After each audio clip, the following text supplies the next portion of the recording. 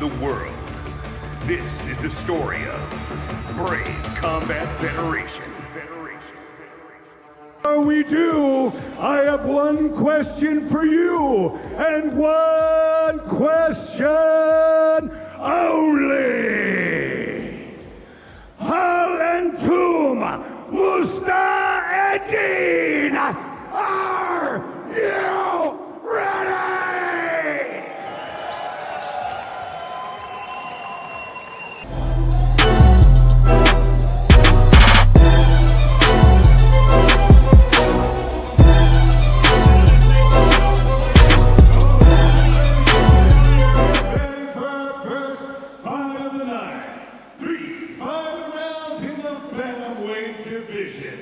Introducing your first warrior. Fighting out of the blue corner. This man's a mixed martial artist with a professional record of 2 wins and 1 loss. He stands 167.6 centimeters tall and weighs a record 60.4 kilograms. Representing Team Fight Fortress and fighting out of Islamabad, Pakistan.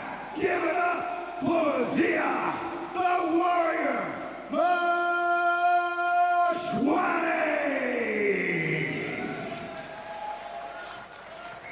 And his opponent, fighting down the red corner, this man's a mixed martial artist with a professional record of 7 wins and 4 losses. He stands 165 centimeters tall and weighs a record 60 kilograms. Representing Team Lakay and fighting out of Baguio City, Philippines. Give it up for John Happy Feet, Chris Corton. Your referee is Thomas Grunder. About to get underway here at Brave Combat Federation 27 here in beautiful Abu Dhabi. Just waiting on the cage door to be closed, and we're starting off in the bantamweight division. Just to tick the boxes, Chris Corton is in the red trunks, and Mashwani is in the red and white Brave shorts. A touch of gloves, and we are underway.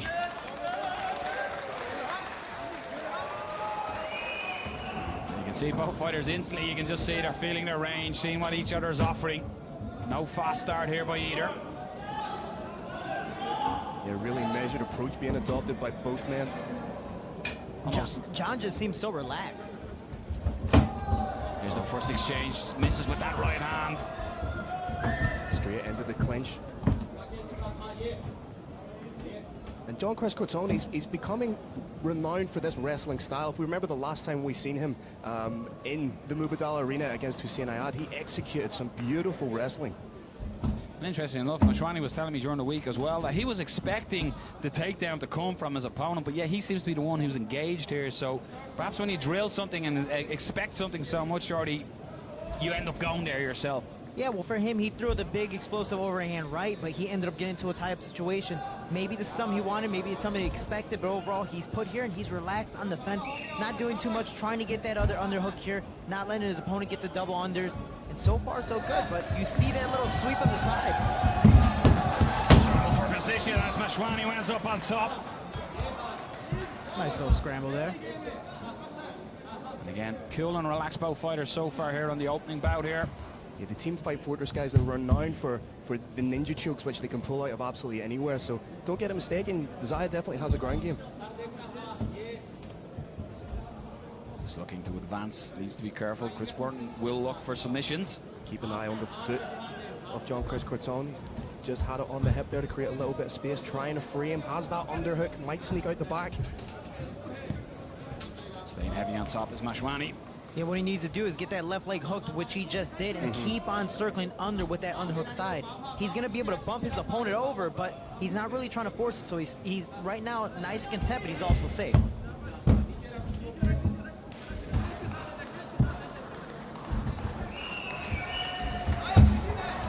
Mashwani trying to circle, trying to take the back. Chris Corton wise to it, gets himself to the cage intelligently, going to try and wall walk up.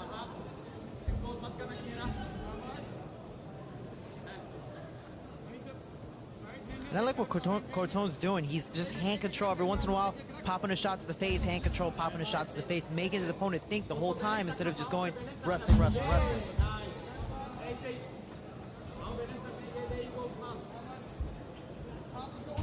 You can see as well, Mashwani leaning his weight in on Corton every time the opportunity is there for him to carry that weight. And that can be something coming into the later rounds. Carrying his opponent's weight could drain the tank. Nice short elbow. And Mashwani looks like he wants to take the back, but he can't because Cortone is keeping his back against the fence. If Mashwani is going to circle to his left, he's going to miss it. Oh, and nice little sweep there, which allows him to get it. And again, those little foot placements just change the angle. Has the back right now, what can he do with it? Has those hands clasped in the body lock. Intelligently, he's attacking the legs. That's going to take a little bit of pop out of the step of Jean-Chris Corton. Chris Corton is staying relatively calm in this position. Although he's in the disadvantaged position, he is staying calm and just waiting for his opportunity perhaps to try fight hands and maybe explode out of here or turn back into his opponent. Momentarily thought about hitting the switch there. You can see him trying to dig that arm in to try and hit that. I just like how Mashwani's staying nice and calm, keeping his, in a sense, a nice sipo wrapped around the waist, just holding on nice and tight, making his opponent carry the weight, making his opponent tired and move the entire time. He's throwing those knees, and my little setup is I like to throw those knees, make my opponent stand up like he's doing now, and then suplex. Chris Corton just looking at a referee, almost asking for, the separation perhaps there, but you got to do the work yourself. Referee's not going to take Mashwani away from the advantage position here. Yeah, oftentimes we see fighters complaining about being in a situation like this, but it's your responsibility to get out of it. It's not the responsibility of the fighter to do something explosive. At the minute, Zai's winning this fight. Yeah, and the hard part about this is a lot of fighters, they go, oh, it's boring, he can't do anything. But the only problem is he's in a dominant position, so the ref literally cannot take him out of that position. And again, them knees driving into Corton as well, and nice head position as well. A couple of times Corton has tried to throw either an elbow or some shots over his shoulder, so good head position as well to evade them shots coming from Jean-Chris Corton. And Mashwani's not doing crazy things to hurt his opponent, but he's doing just enough to win the rounds, and honestly, that's all that matters. And you got to think with the 10-second clapper just going there, that it's quite a relaxing first round and an excellent first round. It goes for the slap right on the end. But that's sort of the round as you're looking coming into a fight. That's the type of round you want to have, Shorty.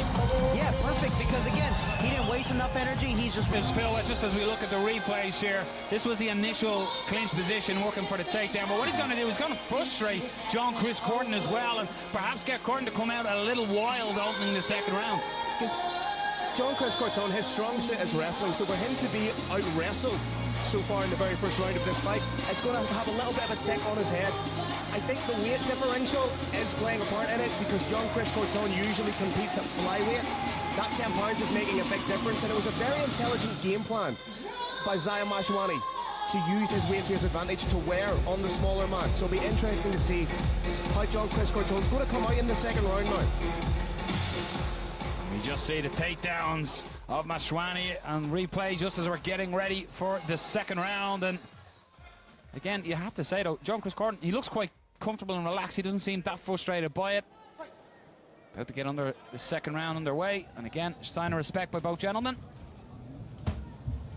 Well, the good thing for Corton is he didn't have to use much energy. He was just standing the whole time, letting his opponent lay on his back. But again, it wasn't on the ground. He wasn't trying to stand up. He was already there, relaxing with his back, typically most of the time against the fence. And interestingly enough, Mashwani was saying about the takedown from coming from Corton, and now he's going to kind of his threat with grappling is probably going to open up the striking because he's going to have Jean-Chris Corton thinking more about the takedown. Ball could be hitting the fireman. He needs to turn in. Beautiful scramble. Nice little Kelly roll there, and again, he's scrambling, but he's pushing the pace. But again, this is wrestling, wrestling, wrestling. You are wrestling against the bigger man, and he took control in the first round. Is this the best decision? I'd like to see a little bit of separation, personally. I'd like to see Jean-Chris back off a little bit, use his distance, use his strikes. That's the thing, outbox his opponent. Make him force that shot. If you want the fight down to the ground, you're really going to have to go after it. And role reversal of the first round. We now have Jean-Chris Corton leaning his mass on Mashwani. And you would have thought this is where we would have thought the fight would have played out with Corton looking for this position. So Let's see if Mashwani can do better than Corton did in the first round and get out of this position. Change the levels, looking for a single.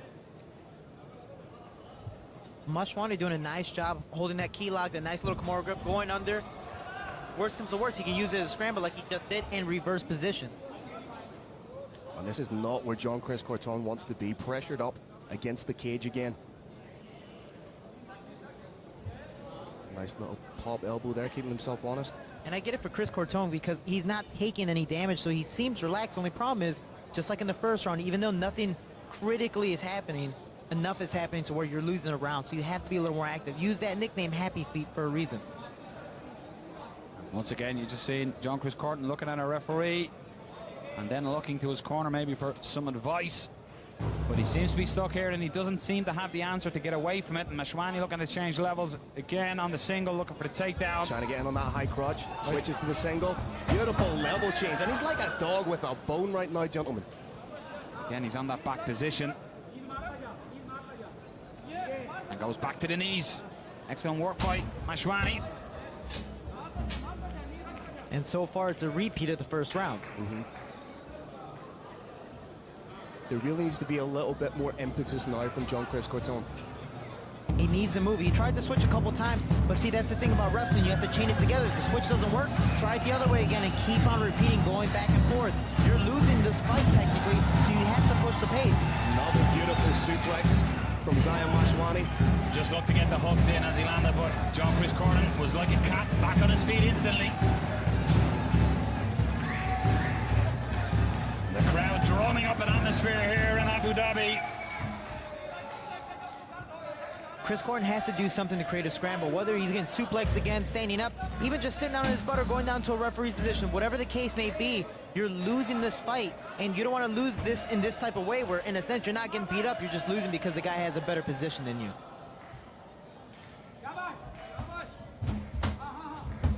Another big suplex from Zion Mashwani. And Mashwani's using these. It's almost like he's expecting Jean-Chris Corton to get back to his feet. And he's like, look, let's breathe. Get out of the water, but I'm just going to drag you back into that deep end in a couple of minutes. And that's a game plan that's working beautifully so far for the fighter. Well, that's what, like I was saying earlier, those knees will eventually go, you know what, I'm going to stand up. There you go. That's my time to suplex. That's my time to take you belly to back. And that's my favorite setup for that. And back to playing hide and seek with his head in that position as well. And again gets a takedown and almost a bit of frustration there. And now Needs to beware of the Kimura grip. Corton looking to get that him. Perhaps do what Mashwani used, threatening submission, but more so for the sweep to get out of there. And it's such a versatile position in mixed martial arts. That figure four grip. And he has it locked in, but Mashwani immediately jumping over the half guard, going to side mount on the other side, because he knows if he's going to roll, he's going to be in the better position. Jean-Chris Corton trying to roll him. And he's trying to force it too, but he better watch out for a submission and reversal here. You see Zion Mashwani grabbing the back of the neck as if to try and set up a darts, but switches. Isolates the arm. So far doing a nice job with the half guard, throwing ground and pound, trying his best to stay active to make Chris Corton move. He wants to go for the submission, but right now he's just playing it safe, winning the round and doing just enough to get by. Just sneaking the arm underneath the chin. Sneaking under the chin. That is deep. Has he got time? The copper had gone. Can Corton tough it out? Oh, he's thought about tapping. He lifted the hand. Wow. Wow, he certainly looked like the hand was posturing up to almost make it. It's when the hand comes up like that. Time at the end of the second round, he really put the pressure on and landed some good ground and pound. Escaped that Kimura attempt by Chris Corton and used that to get position and look for submission himself. Yeah, these guys are going back and forth, the scrambles, and you see Chris Corton trying to go for it, but these suplexes kept on coming back and forth. Anytime the wave was going backwards, Mashwani immediately would take it up, and eventually he got the fight down to the ground and used the scramble situation to better him. He was throwing nice ground and pound. I don't believe that choke was this deep. I believe it was more of a nice neck break. Either way, that thing is definitely not fun to have around your neck. What we're seeing now, we're seeing essentially the story of the fight so far. It's the grappling dominance of Zion Mashwani. coming into the third round. What does John Chris Corton need to do here, Shorty, to turn the tide in this one? Well, he's losing the ground game, so he has no choice but to keep it standing, but he can't be as aggressive as he usually is. I can tell he wants to land that right hand. I see it. I love it. The only problem is he's not setting it up, and anytime he throws that right hand, that right leg is going forward, and they end up clinching, and then they're back on the fence, and Chris Corton is back on the floor. Corton just shook his arms out before they engaged there as well, so maybe blood is heavy from all the grappling in them arms. Trying to shake some life in it. Good kick. Oh, he got caught. Zaya caught him. Just catching him coming in. But John Chris Corton has a chin in on the single. May switch to a high crotch. Nice little dump there, nice little crackdown. And he's trying to solidify position. One of the best things to do is don't even worry about that far leg. Just pick up the near leg, and it's like a teeter-totter, a seesaw. One side goes up, the other side goes down. He's got to watch that neck. He steps across. Now, if John Chris Corton's intelligent enough, he can set up a Von Flue choke from this position. Immediately what I was thinking. That would have been awesome. Or the Von Prue, as it's yeah, I was going to say, I think it's been renamed at this stage. And Corton, he's got just under 4 minutes to work in top position, but Maswani back up and hitting a single himself. Watch out for the Kimura. Essentially, to win, John Chris Corton has to finish this fight. He needs to go out there, essentially all guns blazing, and try and get the stoppage. He has to, and he has to get his left hip scooting all the way to the outside towards the Kimura, because Mashwani, like he's doing now, is going to step his right leg over and start walking to the head, and that's going to pretty much nullify that Kimura attempt. Right now, he's pretty much just holding. So doing everything he can just to keep that pressure and weight down. Starting to get the arm out there. Like, again, this could be sweep or submission. He's forcing it. He's trying to go for it. But the elbow is not bent, so it's not going to get his opponent to roll over to get out of position. And it's a little bit more difficult to get that leverage when you're in the half guard position.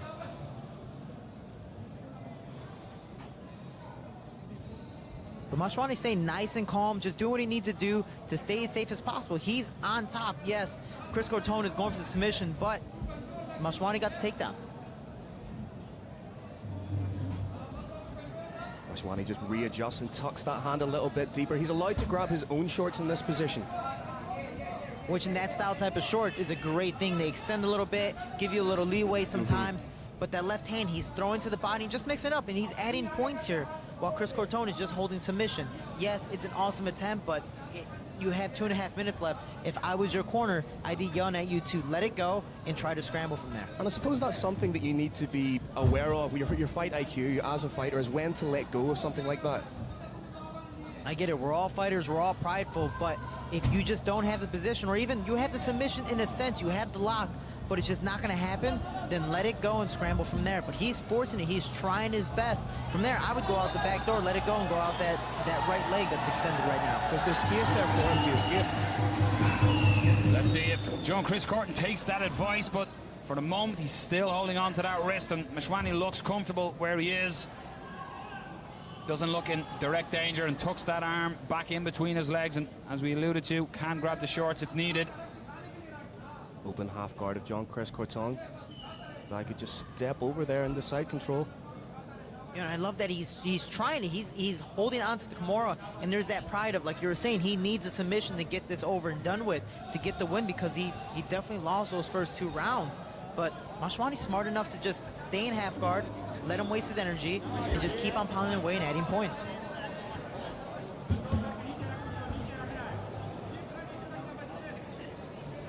Been holding on to that arm a long time now as well, so you'd imagine tiredness coming in after the first 2 rounds. Grappling is going to get harder and harder as these seconds tick by to explode and get the submission if it presents itself. And there's less than a minute left in this fight. He needs to do something. He needs to take a risk. At this stage, you're essentially down 3 rounds, so why not do something explosive? You have to take a risk. You have to do something dynamic in situations such as these. And the hardest part is, let's say this fight ends up standing up, or even there is another submission attempt. Chris Corton's been holding on for that Kimura for what, almost 2.5, 3 minutes? His arms definitely have to be fatigued, because he's had to relock, try to force it, relock and reforce it again. So his arms are out. As you see here, now he's, forget it, I'm just going to try to scramble. Let's go with it now, and it looks like Mashwani is knee on belly, looking to slide across. Going to finish the round on top, landing shots. So for all the work that John Chris Gordon was trying to do on that Kimura, he ends up staying on the bottom with Mashwani finishing out this bout on top. And in that small scramble there, Gordon almost got the back, and yes, time is slipping by, and maybe Mashwani knew. He wasn't creating chances. We see the highlights here, we see the replays, and it was all about the wrestling. He's on top and he had a really good position. He was trying to go for the corner. You had it locked. But if your opponent's on top of you and you're losing, definitely the first 2 rounds, you already had it for 30 seconds. Use that Kimura not to get the submission, but to scramble. And in that scramble, you might be able to reestablish a better hold for it. There's that short left hand that just caught Chris Gordon as he was coming in, and in a way instantly throwing him back to grappling, although they were in the exchange. Gordon went straight back to it. Ladies and gentlemen, a great way to start Brave 27 Abu Dhabi. After 3 rounds, we go to the judges' scorecards. The first 2 judges scored about 29-28. Our last judge scores about 30-27 for a unanimous decision victory. Out of the blue corner, Zia, the Warrior Mashwani.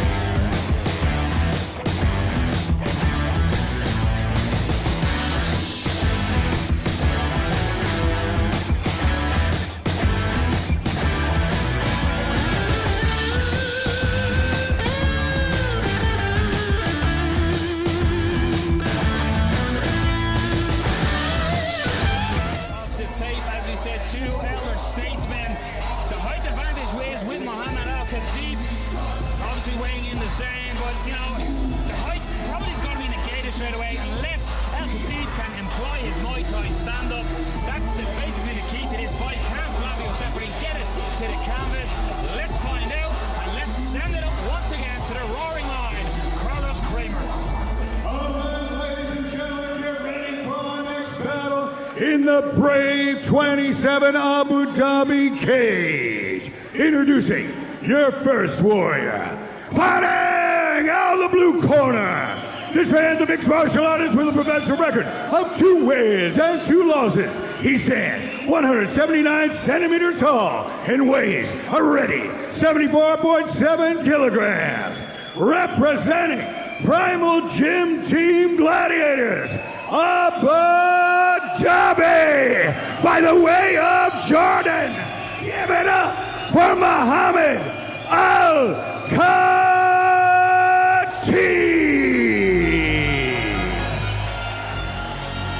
And his opponent, fighting out of the red corner. This man is a mixed martial artist with a professional record of 6 wins and 3 losses, 1 no contest. He stands 170 centimeters tall and weighs a ready 75.1 kilograms. Representing Brazilian top team by way of Al-Ain UAE and fighting out of Brazil. Give it up for Flavio Serafin.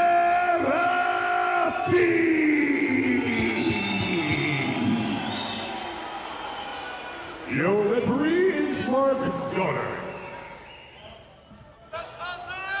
Muhammad Al-Khatib is in the grey trunks, and Flavio Serafin is in the black trunks. Big pop for Muhammad Al-Khatib in the crowd, Phil. So there's no guessing who the home crowd are rooting for here. Touchy ones, a little bit of respect from both guys. And let's see, will Khatib try and keep it at that Muay Thai distance? What I expect from Serafin will be to use those strikes to try and close the distance, initiate the body lock and score the takedown. Just working behind the jab so far. Deep Serafin, and he does throw, he sits down on his shots, but as you said, Phil, he uses them to close the race on his left hand. symbol.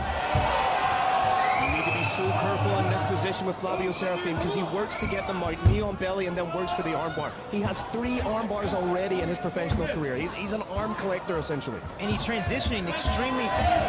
Amelia had the dump, used the leg to sweep it all the way down. He gets all ready to a half guard, and now he's kind of like in a three-quarters mount. Yeah. But the nice thing he's doing is he's throwing ground and pound. He's mixing it up, not just jiu-jitsu, which is the hardest thing possible. And you can see him creeping that right leg up. That's a little bit of a setup for the armbar there. If he can get that leg free into the full mount. He just has. And it looks like he's transitioning either to an armbar or a triangle, and he's moving, forcing his opponent to give up his back. That is high-level jiu-jitsu. Which is right there immediately for the armbar. And you see that leg going straight to the head. He's going to sit back down, but he's taking the back, trying to go for a rear naked choke now. The hooks in. That's 3 different submissions going back to back to back in multiple different positions. And you can see him just trying to snap that arm underneath, intelligently trying to flatten out. He still has 1 hook. Good defense though by Mohamed Al-Khatib, just holding on to that arm. Digging in for that Kimura grip. And he's trying something. Even though Serafim is just relaxed, he knows what to do. He's going to pull up. Just misses with his final hook. Double underhooks to trip, perhaps. Al-Khatib just trying to fight hands and stay out of the deep water being dragged into. He's just trying to keep his head above water here, Noel, but when you have somebody like Flavio Serafim on your back.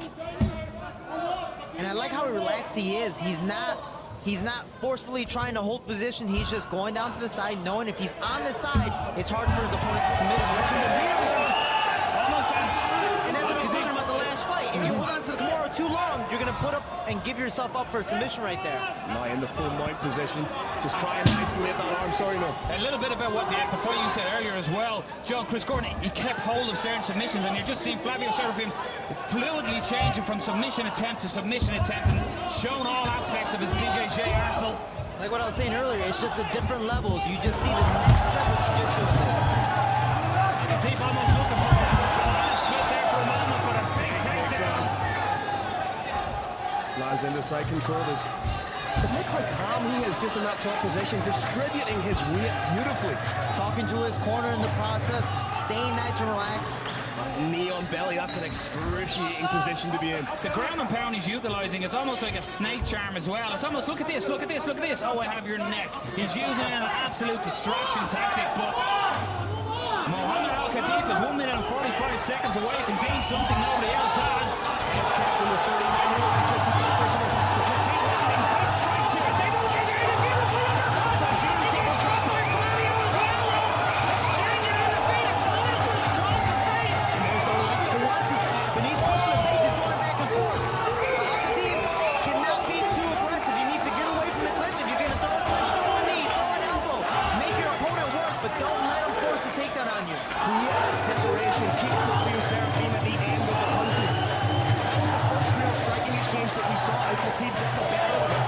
Beautiful knee. But you can see that Flavio is happy to engage in that situation as well.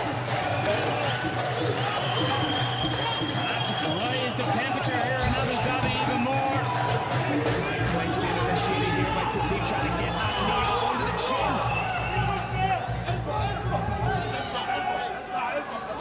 Referee just warning Flavio Serafim not to hold the cage. Mark Goddard does not play with that. Once he warns you once, that's it. He's moving you. He's holding on to the fence there. He's moving you. You cannot hold on to the fence. Well, that's why he's considered the best referee in global mixed martial arts. The authority that man commands inside the cage. That was a very strong warning by Mark Goddard as well there. So Mohamed Al-Khatib will be happy to be standing in the open field here. You can see the difference in the striking levels there. Where the hands are a little bit more labor from Flavio Serafim, but it's pinpoint precision from Khatib. But do not be fooled. He sits and it's almost like he's a sitting duck, and then boom, sits down on his shoulder.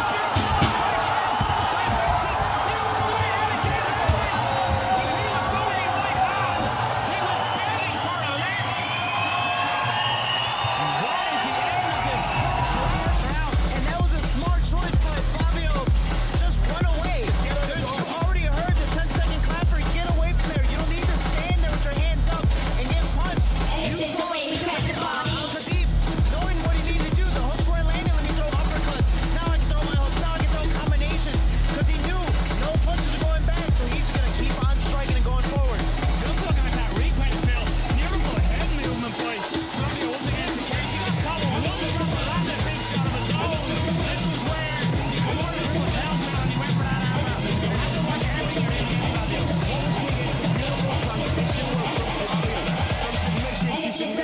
just sitting down on one, not just putting all his energy into one. But if we're looking at the two fighters now, for the first time since 2007, Flavio Serafin sees a second round, and he looks a little bit tired. In a way, that's a victory already for That was so close.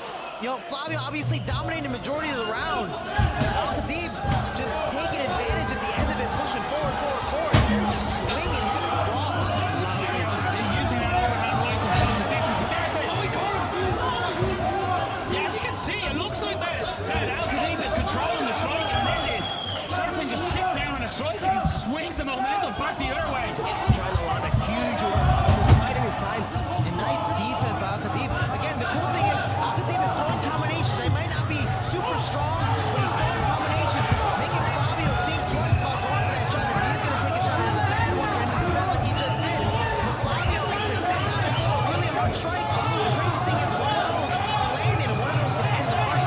I'd love to see Al-Khatib rip that body out. There's a high guard being utilized by Serafin in the exchange. If he was to go to the body, and again, a weak takedown, or I should say, go to the fence. The takedown attempts are coming in a little bit slower than Flavio Serafin. Just before one of those exchanges, he put his hands on his knees and took a very deep breath. And again, it's from Al-Khatib's just different combinations, forcing Flavio to take bad shots from far away. He's occupied about defending his strikes. You see these little strong elbows. He's making Flavio think twice. He's tired him out. Even though you're taking damage, that is exhausting to still be there in front of your opponent.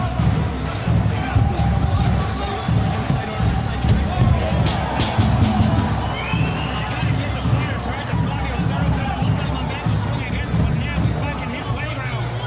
And it doesn't matter how tired he is. Again, back to three-quarter mount. He is always looking to advance position. And when you have jiu-jitsu, the level of Flavio Serafin, it's muscle memory. So even if you're tired, you see these positions, you know what you're doing. Maybe trying to set up the armbar and take the back. Gotta watch that back and that neck. He's definitely trying to take it back. We'll see if he locks the hands to start going down. Which he's doing right there. Leaning back. Can he stretch it out? Great work by Khatib to turn into the armbar there. You can tell what he's trying to do. Yeah, it's beautiful that he's put his back over the leg, trying to go, but he has to watch him run transition. Sure what happened there. That Connor just stopped. I'm not too sure what happened there.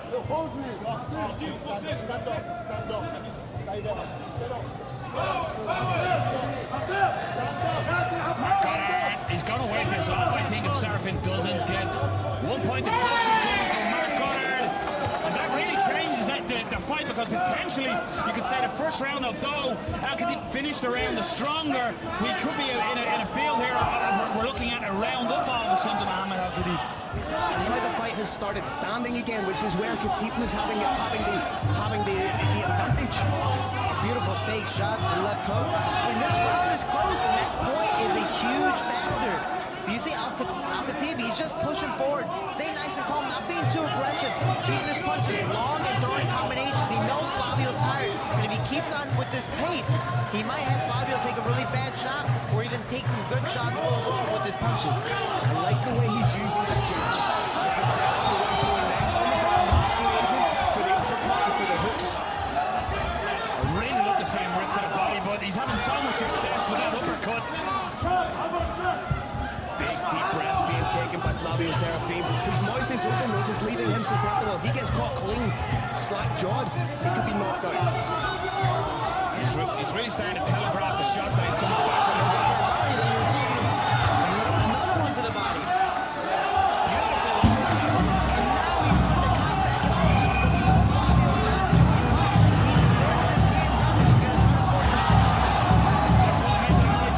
Finish this with an exclamation lead. The big question is, if Flavio does land that big strike, does he have the power behind anymore? You see him now with his mouth open. He's tired. He already has a point to deduction. Why? Because he's doing things in a sense of trying to survive.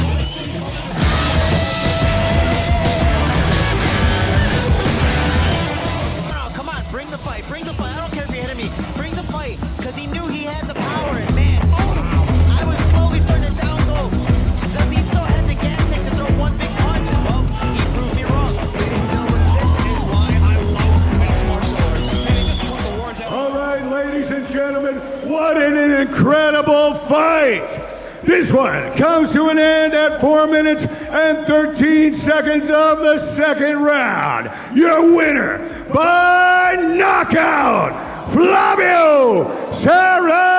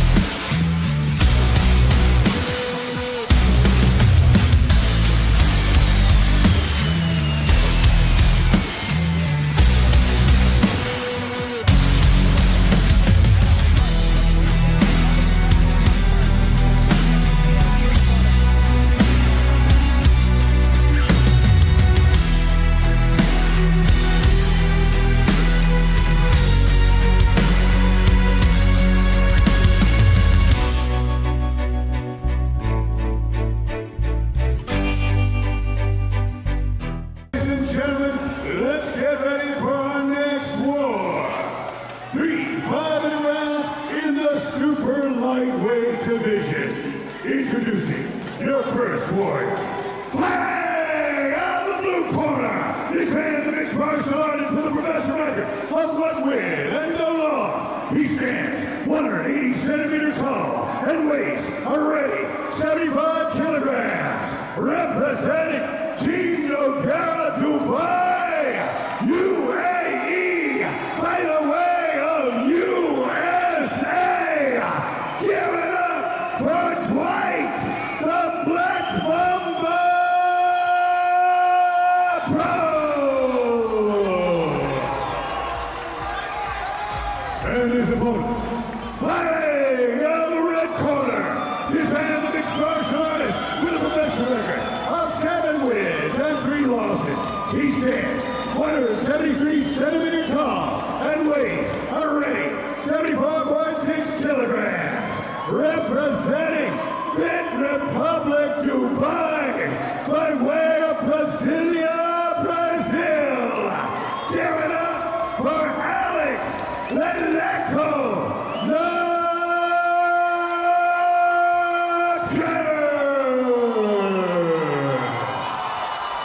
Your referee is Thomas Brunder. Dwight Brooks is in the black and yellow trunks, and we have Alex Nafer, who is in the black, all black. Our referee Thomas Brunner getting ready to get us on the way. And if we've learned anything from the last fight, gentlemen, these black belts, technically shorty, could cancel each other out and we could have a stand-up war. Which would be awesome to watch. Again, these gentlemen are just going to go back and forth, whether or not it's on the standing, it's on the floor. But Nafer has the experience. He's been in this game. Yes, it's been a while since his last fight, but he has the experience from the old days of the anxiety, the nervousness, and the pressure of this big moment. Opens up with a beautiful leg kick. Of course, he does have amateur Muay Thai and amateur kickboxing experience, so not just a black belt. Brooks sitting down, and shots, and Nafer goes in for the takedown. Scramble ends up with Brooks on top. It's almost Damian Maia-esque by falling back into the guard and then setting back up. We see the levels of jiu-jitsu like we were talking about with the past fights of hooking that leg to the outside and having the underhook, but this one, he decided to go out, scoot out the back door, grab the leg, and get his own takedown in reverse. And this is exactly where Alex Nacher wants to be. His grappling's absolutely fantastic. Just a couple of months ago, he won the Abu Dhabi World Masters, winning by a score of 13 points to 0. Didn't have a point scored on him in the 3 matches to win that championship. And Dwight Brooks, again, trying to get the experience as a coach. This is a scary position. You have a high-level black belt on top of you who knows the submission game, who wants to implement ground and pound, who wants to implement all these different things. So how are you reacting right there on bottom? Right now, he has the head, but again, like we were talking about earlier, a possible Von Flug choke, a possible scarf choke, transitioning here. And he's going for it right now. And he had a triangle. Attempt. Just skips over to the side as well, so this is dangerous out here for Brooks. This is extremely tight. He decides to transition them out. Surprised he let it go. Still has, he may just be readjusting, Shorty. Yeah, no, and his head's there for a reason. That's Now he steps off again. he's getting to the side. And he's trying to take the angle. Well, Brooks is doing the smart thing. He's like, you know what? Yeah. I'm stuck in the position. I'd rather give up my back more than anything.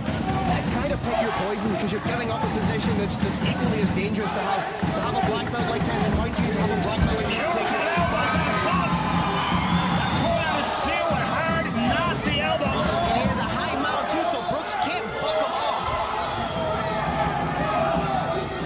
And in trying to defend those strikes, you end up giving up position. You try and roll to your front, you give up your back.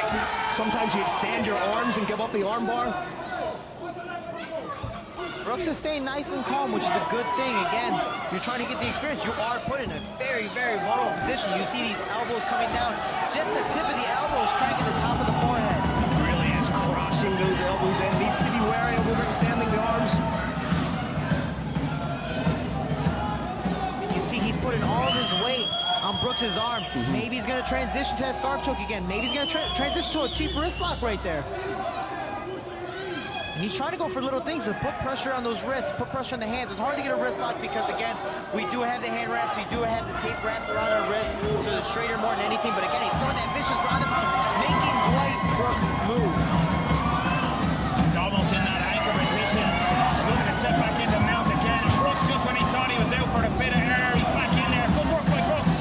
Again, trying to get somewhat back in position. The cage is just obstructing him ever so slightly. Where do you go for that head-on triangle choke?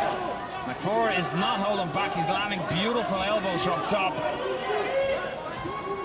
Staying calm and composed on top as well. Listening to his corner's advice right in front of him. And Brooks really desperately needs to reestablish a half guard for himself.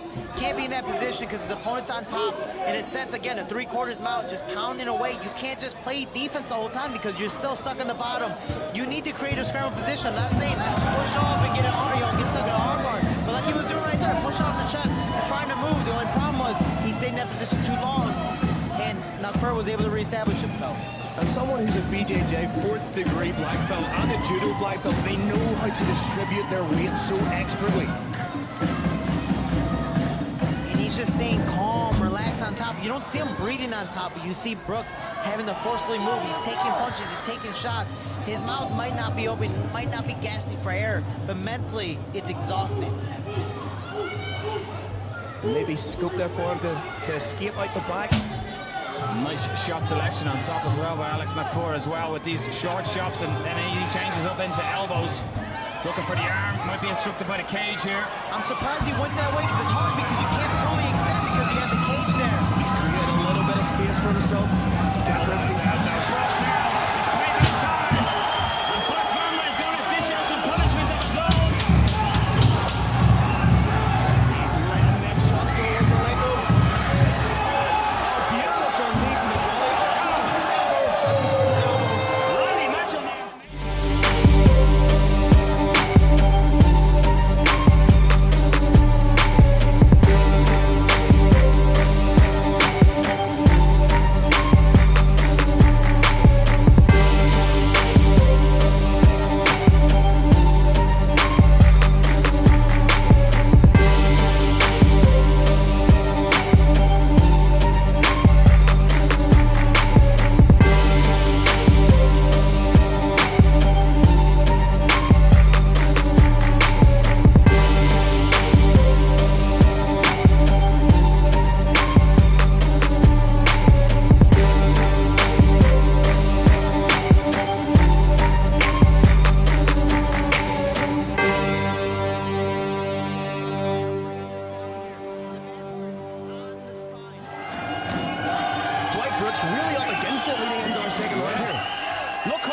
his feet, though. He's showing nice feints and nice head movement, getting his head off center line, and he's going back to the feints just to see the reaction of Alex McFour. And we talk about that, of getting the experience and know how your fighters are thinking in there. That downward elbow could be a sense of panic. Hey, I'm finally winning this fight. I gotta do something big to finish it. It's sadly just thinking in the moment. It's also by accident. I know he's not trying to, in a sense, permanently hurt his opponent or do something illegal, but he's definitely trying to win this fight. You can see Leleko wearing a knee pad there on his right knee. I'd like to see Dwight Brooks target that a little bit. He just landed a strong kick on it, and lands another one that knocks off the balance of McFour. So perhaps Brooks has realized I have a target. In the clinch right in front of us here, an exchange of knees. Beautiful takedown again from Leleko. I like how he's not driving, he's just doing a misdirection, turning, using the hips, instead of just pushing forward and letting Dwight Brooks use his muscle against him. And the referee just stopping. Need to have a word with the corner. Having the word just with the corner of Dwight Brooks. Not too sure what that word is. And I like how the fighters are just laying there like, all right, cool, we're just relaxing until the fight continues. And they're back on their way. As McFour looking to advance his position. Looks like he's going to step across into side control. Again, we could be seeing the setup to the Von Flue.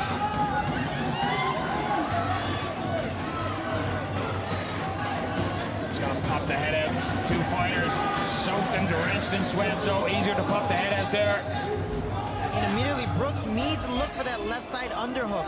He's holding on to that overhook, and with that overhook, it's going to keep him flat on his back, letting the fur transfer over to a three-quarter mount or a side mount, or even just overall a better position. He just needs to get that leg out, but he's using his jiu-jitsu so intelligently. It's that slow, methodical pressure pace of Brazilian jiu-jitsu. Brooks gets out the back door, though. Straight away, what a takedown. Attempt of the knee, but again, you're putting too much pressure forward. If you're losing on your back, maybe, just maybe, once you get away, get the heck out of there. Keep this fight standing and put pressure on him that way. Alex McFour, like a fire blanket on a fire here, is dampening everything that Dwight Brooks is trying to do. Starving Brooks of oxygen as well, and constant pressure, constantly attacking, mixing up the shots while advancing position. And it's also giving Alex McFour time to catch his breath a little bit. He's forcing Dwight Brooks to carry the weight. He's hitting just enough shots to keep himself honest and prevent the referee from standing them up, but it's also an opportunity for him to get his lungs back. And it's a smart thing to do for Brooks. I always do tell people, if you're stuck on bottom, and honestly, sometimes there's just good, really, really good jiu-jitsu practitioners, or you're stuck in your back, mess with the face, do something even annoying, just being able to smush their nose, being able to like muff their mouth, something. It's gonna make them move, it's gonna take their head off the center, and it's gonna allow a better position for you to scramble. Dwight Brooks with wrist control.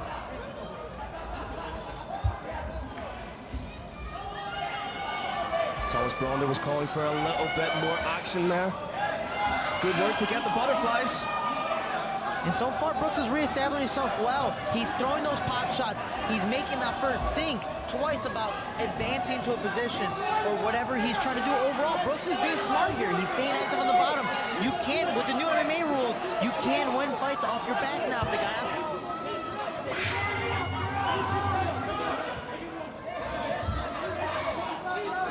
And referee Thomas Runners has seen enough, and he's going to stand it back up. And for me, Alex McFour all of a sudden looks a little drained. He's blown hard, and this is an opportunity for Dwight Brooks, who looks light on his feet. Really try and target that lead leg. And straight away, drops Alex McFour. Dwight Brooks. This could be it.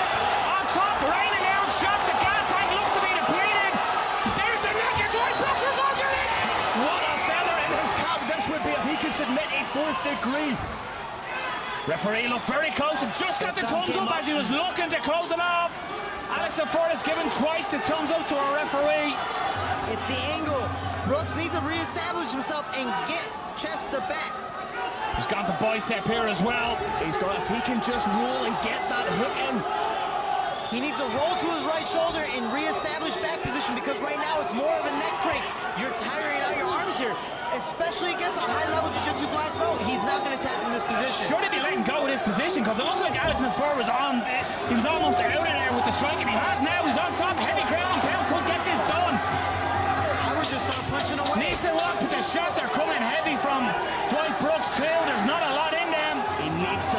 his strikes. He has to force the referee into action to stop the fight.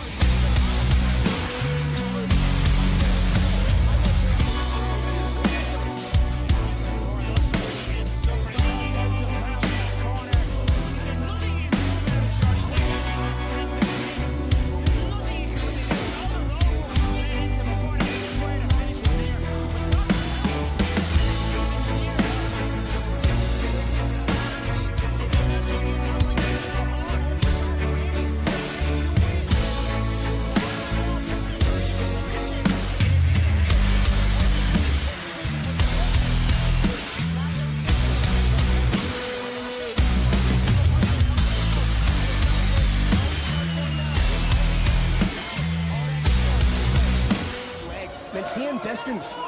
And whatever you do, Dwight Brooks, do not get taken down at the start of this one. And I was about to say, I feel like Alex Lefebvre is going to immediately go for the shot and try to hold position, try to land on top and do just what he needs to do to get this win.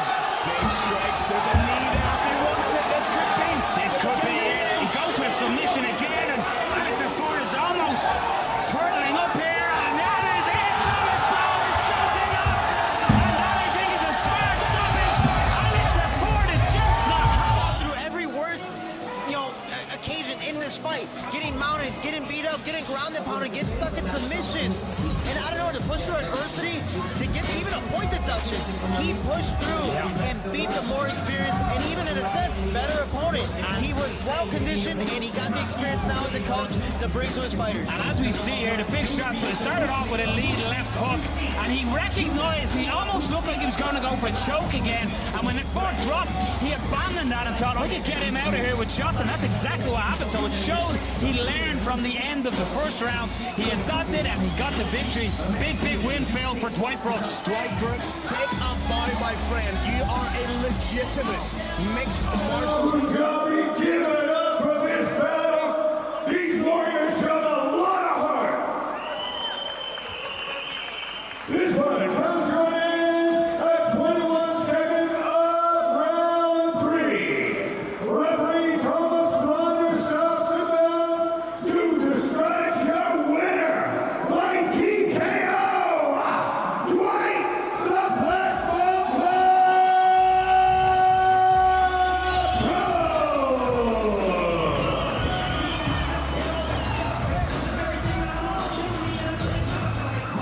Big win, and Shorty, as you said, he went through absolutely everything in that fight, and that's one that he'd like to bring back to his students again. And as you said, he faced adversity face on and gets the win.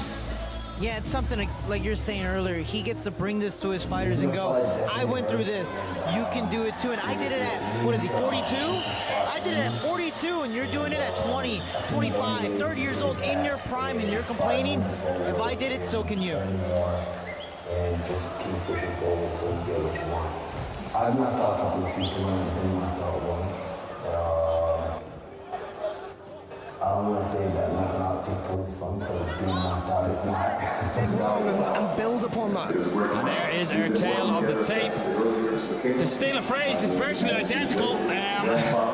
Tarek Ismail, a younger fighter, but that 4-0, he's in against a very dangerous opponent who has fought the who's who. This promises to be potential. All right, ladies and gentlemen, this next play, 27, Abu Dhabi bout 3 fighting rounds in the bantamweight division. Introducing your first warrior, fighting out of the blue corner. This man, the mixed martial artist with a perfect professional record of 4 wins and no losses. He stands 173 centimeters tall and weighs a ready 61.2 kilograms. Representing Bazooka Kickboxing and MMA in Toronto, Canada, and fighting out of Sudan, Egypt. Give it up for Tariq Desert Storm Ismail. And his opponent, fighting out of the red corner, this man is a mixed martial artist with a professional record of 6 wins and 4 losses. He stands 174 centimeters tall and weighs a ready 61.6 kilograms. Representing Gladiator MMA and fighting out of a mud Jordan.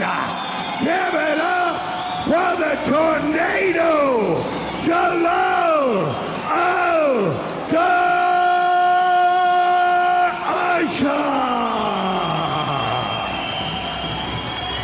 Your referee is Mark Goddard.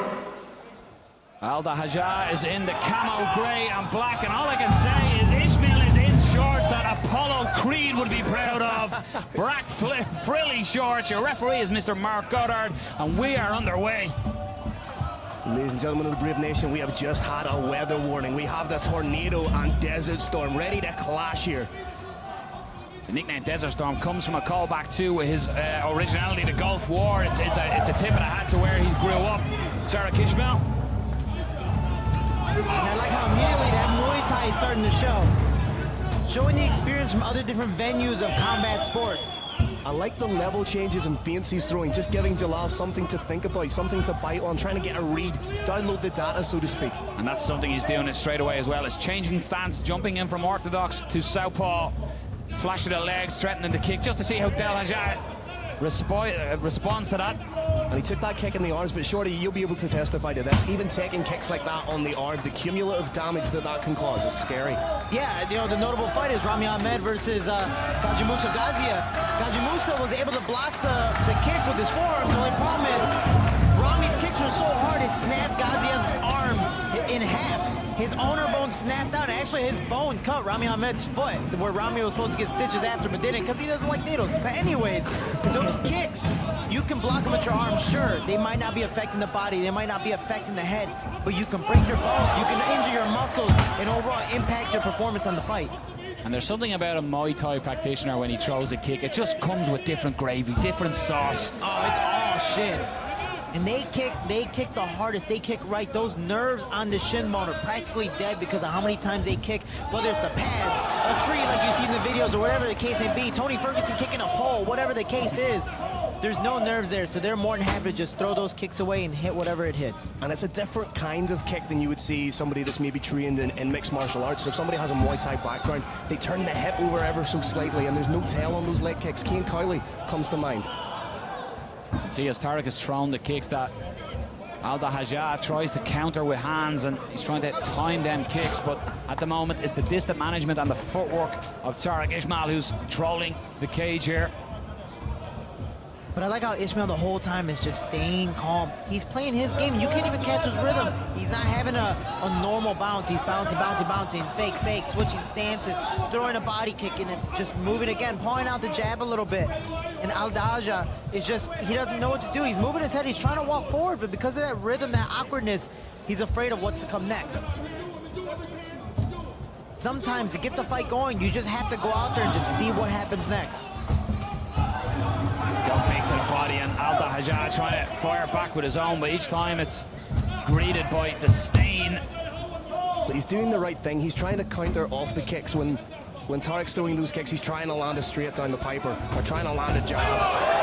Beautiful counter. And now it's a kicking battle. It's a Muay Thai battle, going back and forth. Body kick, leg kick, body kick. Let me counter your kick. Hasn't really let the hands go as yet. Well, so far, the distance right now is mainly kicks. The only one that's really trying to throw punches is Al-Dasha. He's pushing forward every once in a great while, but that's after a body kick, that's after a counter, which is the bad thing, because even though it's going to his arms, you see the redness in his right forearm. He's taking those blows. He's more reactive than he is proactive. What I'd like to see him is take the fight to Tarek. Don't show him the respect that he's kind of giving him right now. Just charge forward, not recklessly, but try and put his own stamp on the fight. And that's the hard part, is being a counter fighter. It's much easier just to walk forward, but walking back and being able to try to walk forward, back, and throw your counters and throw your strikes, it's much harder to be a counter fighter. And for him, he's not playing it at the right distance. Each time that Al-Dasha throws a shot, it's the finger waggle back, and you don't want to get into a kicking battle here. Somebody's playing with a plastic bat and somebody's playing with a solid wooden baseball bat. You see Tarek trying to mix it up, and that's nice. He's not just throwing body kicks, he's throwing spinning back kicks, throwing back heel kicks, whatever the case may be. But again, you see that Muay Thai style of leaning back, extending those arms, letting those kicks just fly by. Compared to Al-Daja, he's taking the full impact of those kicks to his forearms. Crowd trying to get behind Al-Daja. And it just shows the level in a sense of Muay Thai or kickboxing. These are my kicks and these are my defense styles to my kicks as well. Even though both hasn't really landed much, the one who's taken more damage is Al-Daja. The only thing I would say, if I were to be somewhat critical of Tarek, is he's moving back and forward in straight lines. There's not a lot of lateral movement, and as we've seen with Maciej Krzyzewski and Kane Cowley, if you're just moving back and somebody's charging at you, you can eventually be caught. So I'd like to see him, he's doing a fantastic job, but I'd like to see him mix in a little bit of lateral movement. Again, and I agree with you. He moved back, and again, Al-Daja threw an overhand right, and it just barely missed him, and it was that much closer. So you never know what can happen next with that. As we've seen tonight, gentlemen, anything can happen and will happen. Very, very true. And that's, again, like you were saying earlier, that's the crazy thing about this sport is one person can be losing this entire fight for 3 rounds, 5 rounds, and out of nowhere, throw up a triangle, throw up an overhand right, or whatever the case may be. One punch, one submission, one kick, whatever, one of something, 2 seconds can end the fight. We're just seeing some of the beautiful kicking game from both men. Yeah, you got to look back at the replays here. Al-Daja, he really is trying Krzyzewski. Back underway. Will Tarek just slide back into that rhythm? Again, he takes the center and becomes the leader of the dance, so to speak. And you can see him, he went high that time in the kick, and that's something that he was beating up the legs more so and the body and go high. When your opponent thinks, oh, I got to start protecting that leg and potentially reaching down to block that a head kick is open. Some classic misdirection. MMA is 100% a chess match. Again, you want to take people out of their norm, take people out of their game.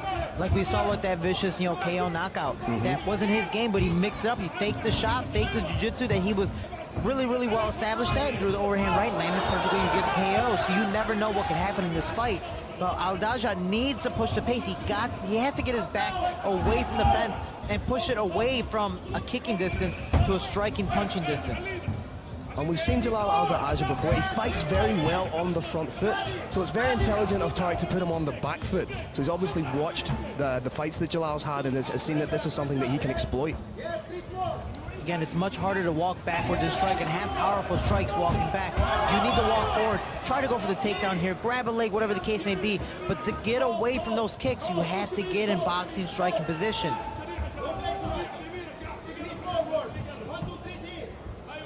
So far, second round, it's picked up where we left it in the first, and it is Tarek Ismail just controlling the center of the Brave cage. And as you said, Shorty, he needs to get away from that cage wall, but he had some success with an inside leg kick and spun with a back fist, and it's maybe something like that, something out of the unordinary, or out of the ordinary that might catch Tarek and surprise him. That's the crazy thing, is Tarek's not doing much. He's just throwing little fakes, switching his stance, and then a body kick. Throwing fakes, switching stance, throwing a body kick, and he's mixing it up constantly, but he's not really landing anything. Al-Daja is blocking it, but he's taking a lot of damage to his forearm. He's being a little bit more active with his kicks now.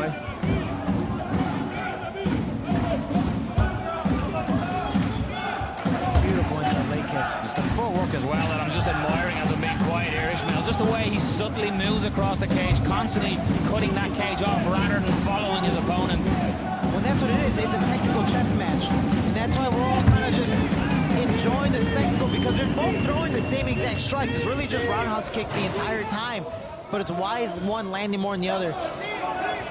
He's really utilizing them shorts with that hip switch and little dance in the center of the cage. It's a beautiful shimmy. You don't see it utilized enough in mixed martial arts. I want to see Ishmael shimmy back. I want to see what his counter is to that.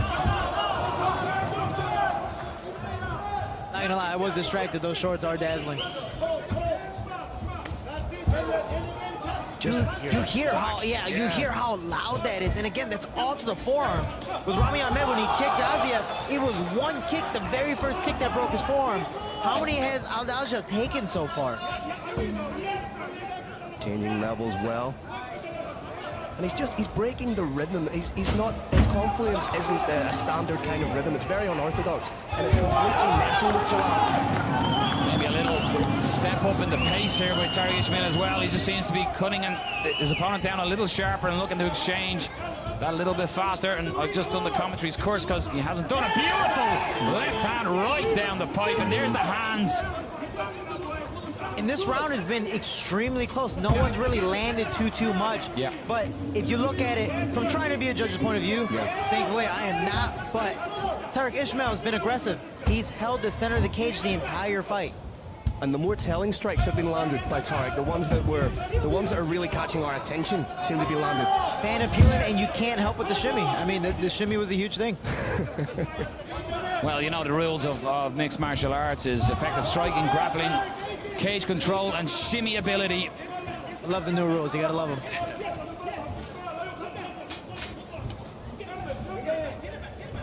Excellent distant management. We did speak about the threat of the counter of the looping hand, but he just seems to have it by just a game of inches, as Al Pacino would say, and he just seems to be out of reach, and that allows him to spring back with a counter.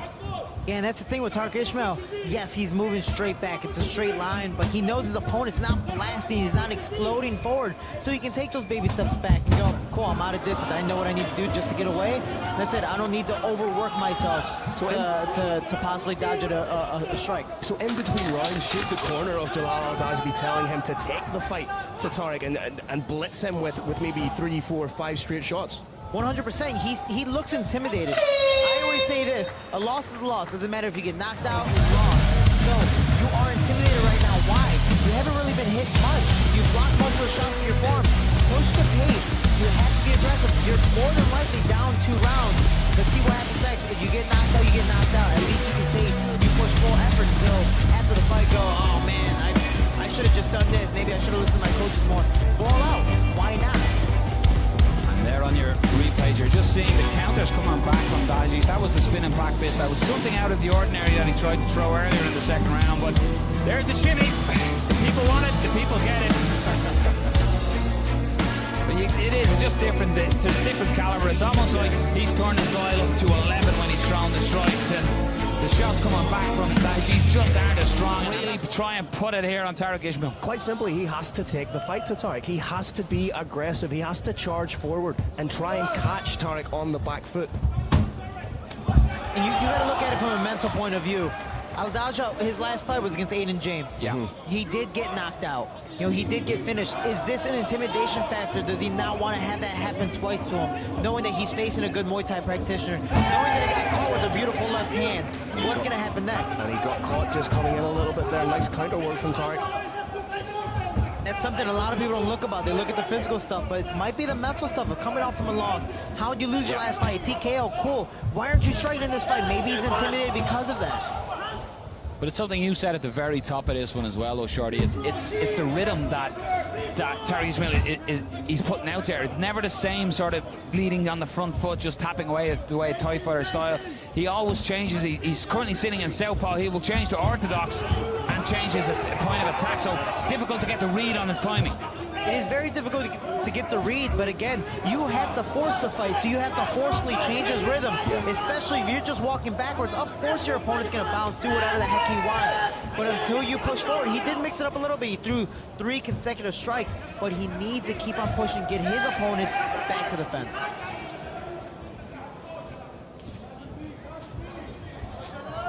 And now Dahja is trying to push forward on the front foot, and for the first time you'd say in the fight it's him who's actually on the front foot here. So he's got to take this opportunity. I like how he's cutting off the ring, stepping side to side, but he can't go above and beyond with those strikes, because then that's what happens. Looking for the takedown, big sprawl. Nice heavy hips from Tariq there. And I like immediately after the sprawl, he throws a head kick going, nah, you don't want to shoot again because I'm going to sprawl and do this one more time.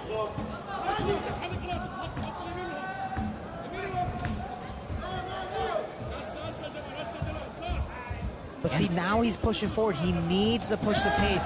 He needs this to happen again. But when he's walking forward, he needs a bob side to side to implement his boxing, implement his takedowns, set it up a little bit. But you have 2 minutes and 30 seconds left in this fight. You have no choice but to push the pace. If not, you're going to lose the fight because you're just, in a sense, intimidated on your back foot.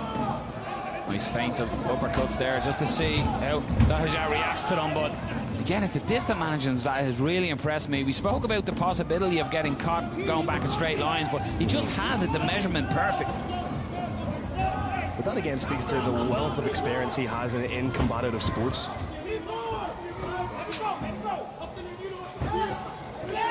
Trying to work off the jab now as well.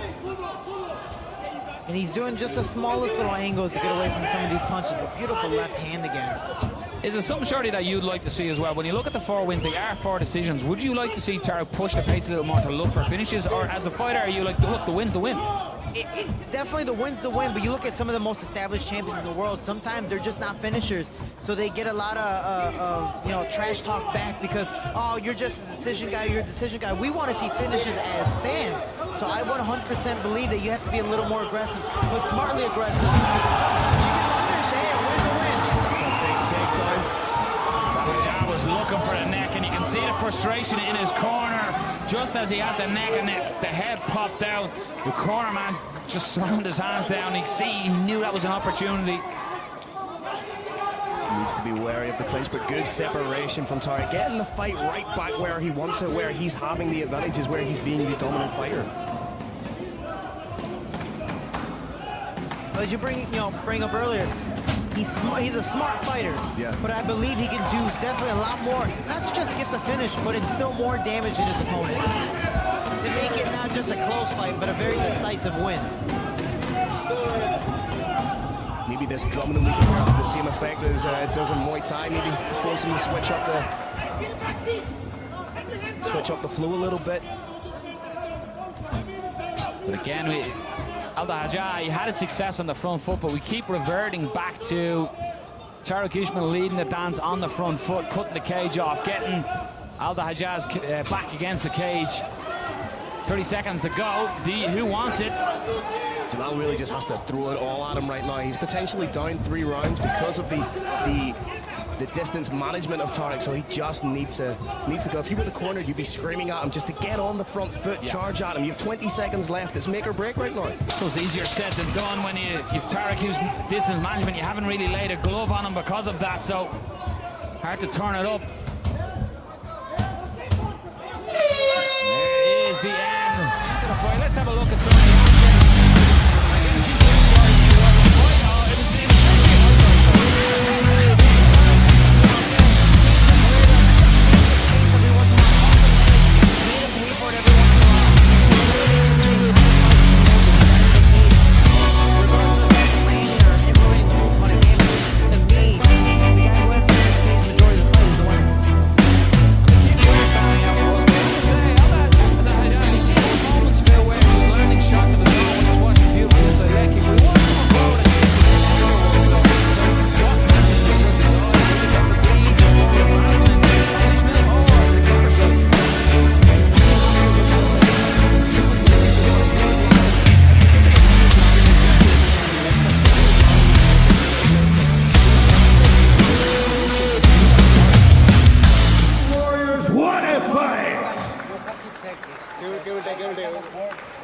After 3 rounds, we got the judges' scorecards. All 3 judges scored about 29-28 for your winner.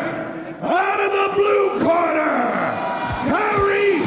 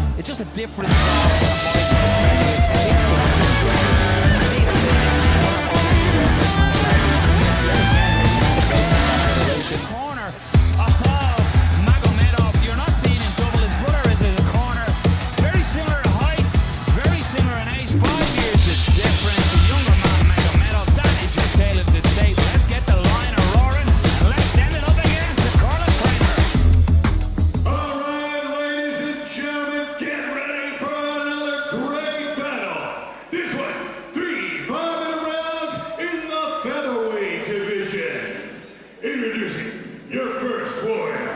Fighting out of the blue corner. This man is a mixed martial artist with a permanent professional record of 3 wins and no losses. He stands 178 centimeters tall and weighs already 66.1 kilograms.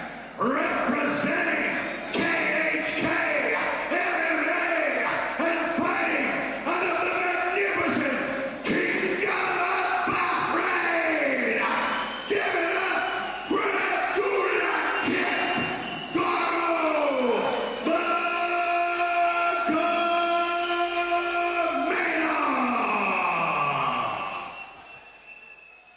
and his opponent, fighting out of the red corner. This man is a mixed martial artist with a professional record of 7 wins and 2 losses. He stands 175 centimeters tall and weighs already 65.9 kilograms. Representing Fight Club Academy out of Kuwait City, Kuwait. Give it up for Suleiman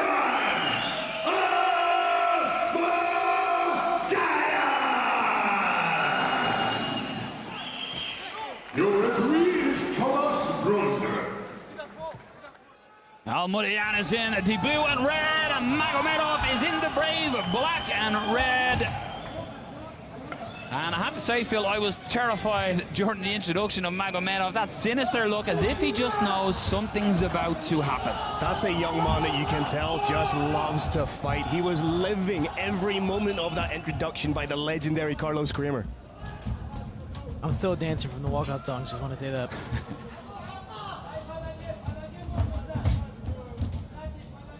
And the shin, that's always fun. Abdullah nicknamed Garo by Khabib Nurmagomedov because of the character from Mortal Kombat.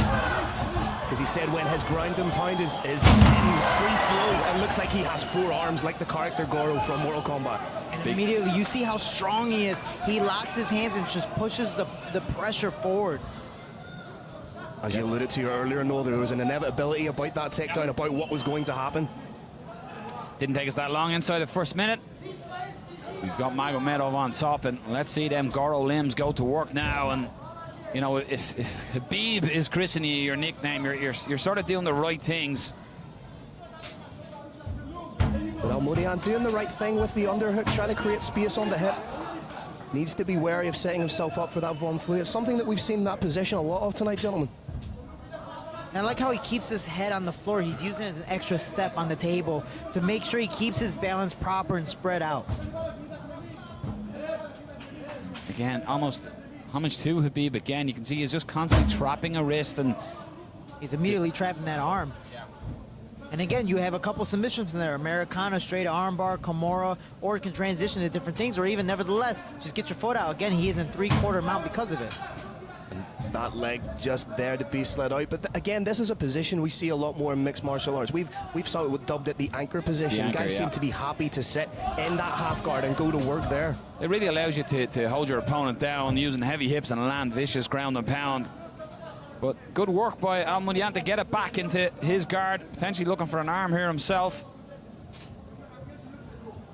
Abdullah doing the right thing by keeping square with the hips.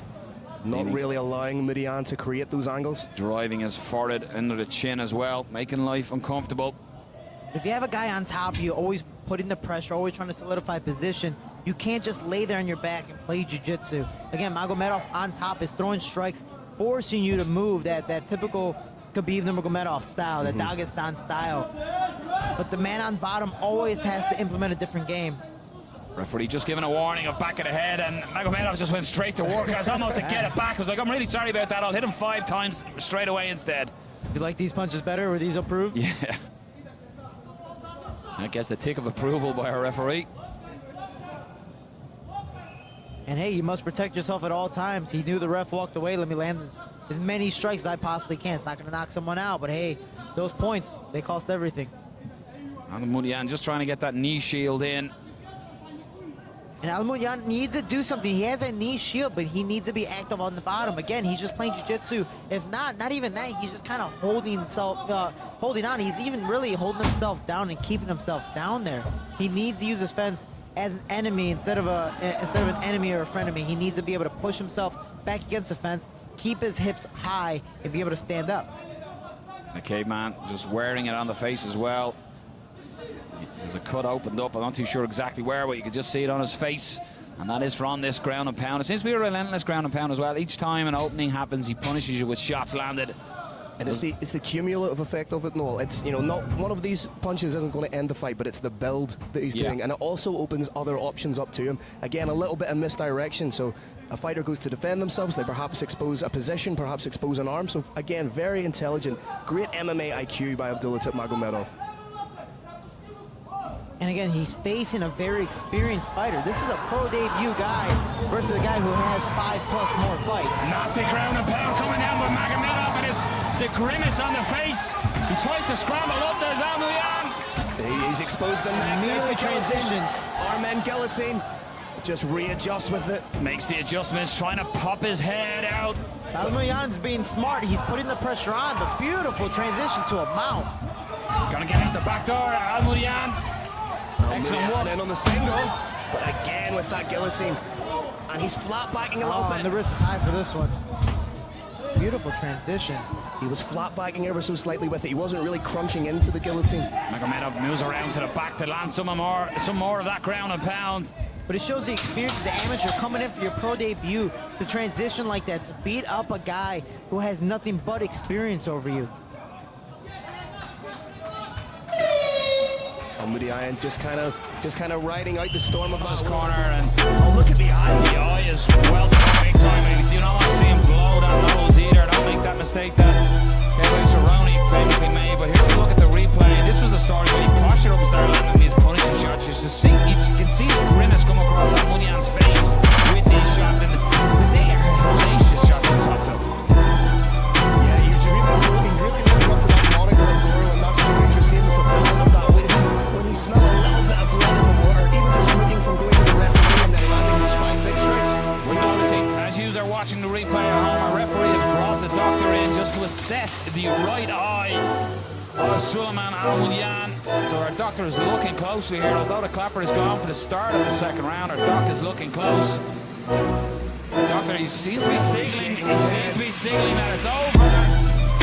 Potential doctor stoppage. It is indeed. It's over. The ground and pound has paid its price, and as we are looking at the eye of Sulaiman Almuyan, it seems to be expanding. It's almost somebody is blowing up a balloon in the right eye socket on Almuyan. That is an amazing way to start and end your pro debut. The traditional dance, I believe, in the center of the cage. But yeah, Goro by name and Goro by nature. Serious shots raining from top. And it was the sustained pressure. Once he established the takedown, once he established the position, it was constant, methodical work. We can see the eye there now, close up. And the first round was going, that eye was going to blow up as fast as possible. And right now, it's just fresh. Give it 2-3 minutes, it's going to be completely shut. I believe it was a very smart decision by the doctor. And again, it is safety first. Fighter just walking by us with the doctor, and you always know the seriousness of the eye. Ladies and gentlemen, this battle ends by doctor stoppage, as the opponent was unable to go to the second round. For your winner, from KHK MMA and the Kingdom of Bahrain, Abdulatif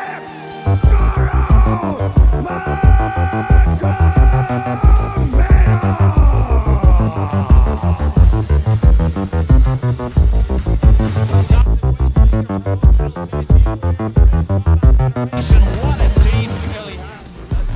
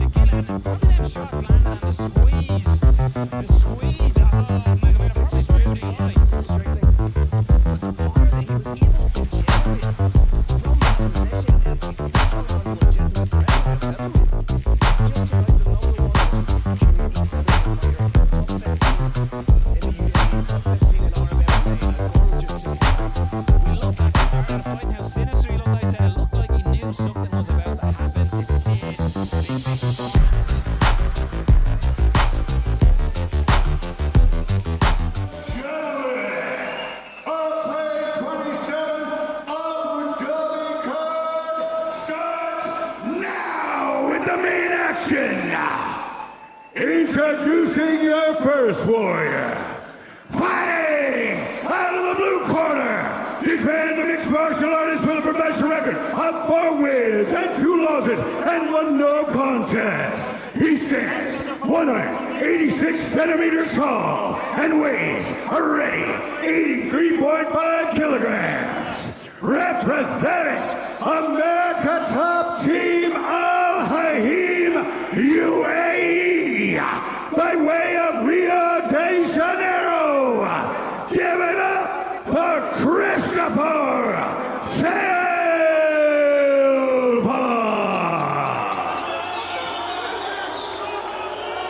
And his opponent, fighting out of the red corner, this man, the mixed martial artist, with a professional record of 11 wins, 3 losses, and 1 no contest. He stands 179 centimeters tall and weighs already 84.1 kilograms. Representing Tiger Muay Thai, Lebanon, and Shoshone Submission Systems. Give it up for Muhammad, the latest Fakradi.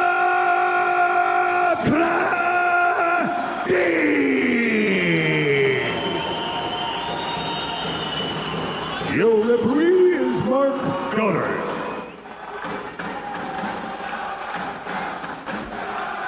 The atmosphere has gone through the roof here for this one. A middleweight bout opening the main card. I'm going to curse it by saying don't blink. Bahrain is in the red. Silva is in the red and white trunks, and we are underway. Christoph Silva usually competes at 77 kilos, but he looks right at home there with that frame being a middleweight. Beautiful calf kick. You see immediately Muhammad Fakhreddin using that Muay Thai. Oh, it's a throwing beautiful different kick. strikes and throwing them powerfully too. Big right hand landed by Silva.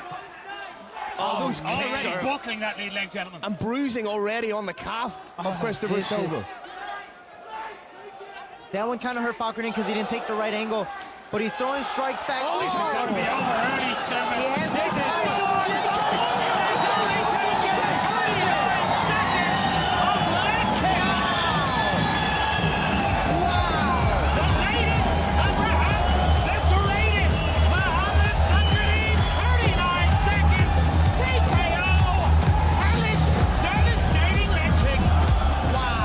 This is rejuvenated 100% because of that Tiger Muay Thai.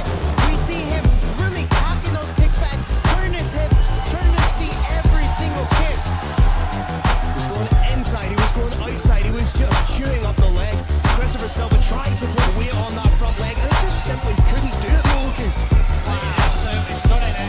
Kicking masterclass. He just got out of range there, but he was comfortable, composed, landing heavy shots, and as you said, Phil, the legs are welted straight away, and it just is something so significant. You can't hide it. A lot of fighters would have when they would say a poker face or try and hide it. There's no hiding when you're getting kicked to that level.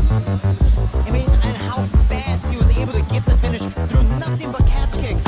I mean, that is just vicious, and that they carry his opponent out. People really don't. They belittle the impression of calf kicks. I've taken 6 and wasn't able to walk the next day. Just imagine this man took 3 and it's all over. Abu Dhabi and the rest of the world, how about that? This fight ends in the first round at 41 seconds. Your winner by TKO, Muhammad, the latest Fakradi.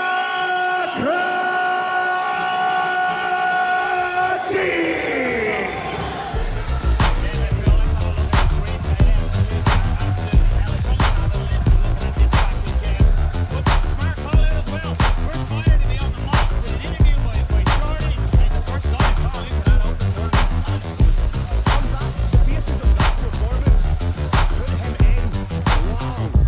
Just he wasn't so much kicking the leg as kicking through the leg. Devastating and great to see Muhammad Fakhreddin being back. There you go. That's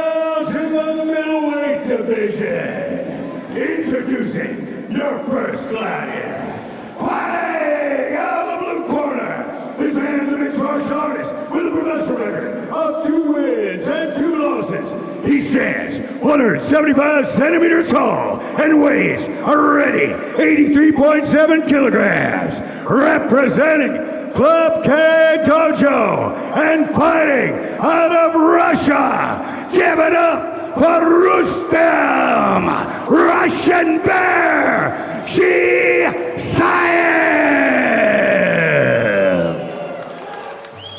And his opponent, fighting out of the red corner, this man's a mixed martial artist with a professional record of 8 wins, 5 losses, and 1 no contest. He stands 183 centimeters tall and weighs already 84 kilograms. Representing Tiger Muay Thai out of Phuket, Thailand, and fighting out of Syria. Give it up for Tariq Bear Suleiman.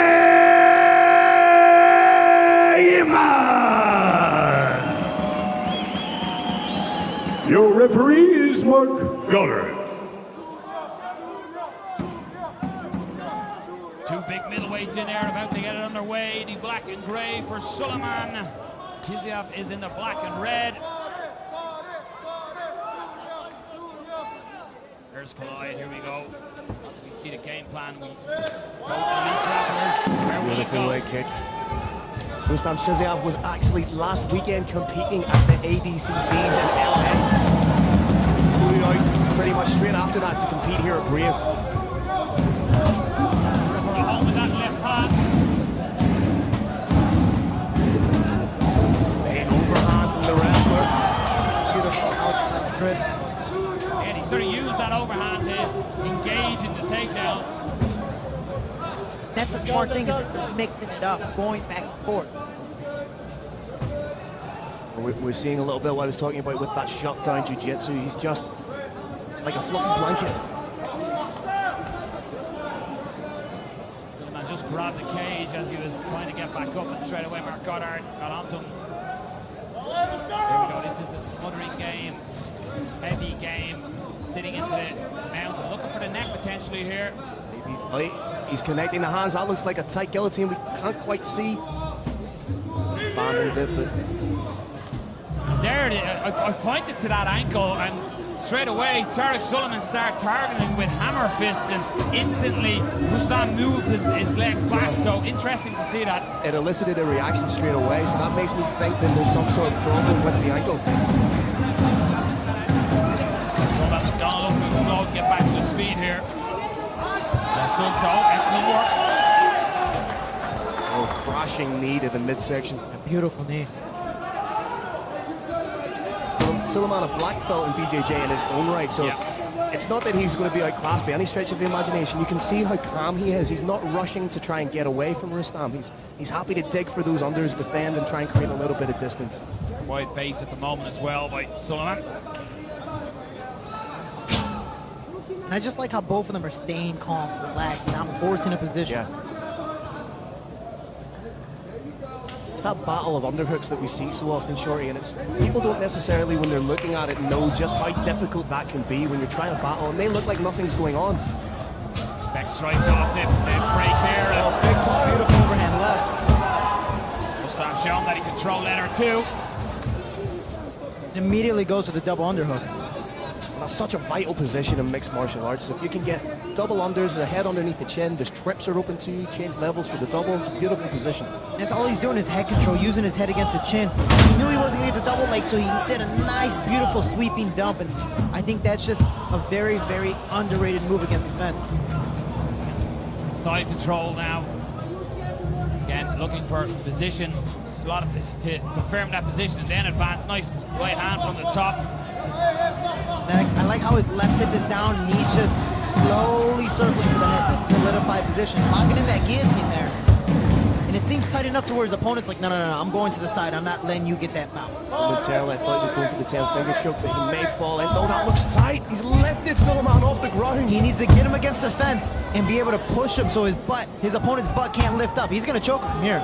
And he's done exactly as you said, Shorty. Oh, that looks tight. Good survival mode so far by Tariq Suleiman. For me, this is one of my favorite submissions, but I go just head. I'll grab the chin and push my opponent against the fence. I won this at Worlds. I won this in my Brave debut, or excuse me, my pro debut. And for me, it is something I get practice all the time. The arm in is hard to solidify and finish this. Overall, it is an exhausting choke with just the beat in it. It also showed the veteran savvy of the grappling of Rustam Chizaev there. Lesser fighters would have gone all in on that and perhaps burnt themselves out. He realized it wasn't as tight as he needed it to be, so he was able just to take it back a little bit but maintain the position. Constant heavy pressure on top. Nice strikes being landed. Rustam. Beautiful shots coming on the up, almost like a shovel style, inverted uppercut in some phase. And I just like how he's mixing it up. Again, it's not just jiu-jitsu. He's punching you. He's being an overall MMA fighter, and it's making his opponent think twice about just doing whatever he wants to do next. And everything he does, he seems to do it nasty as well. Everything is intent to hurt you or to make life as uncomfortable as possible. These guys are two very big middleweights, so they carry a lot behind those punches. Yeah. Suleiman done well to get back to his feet again, trying to establish those underhooks, has the over-under position.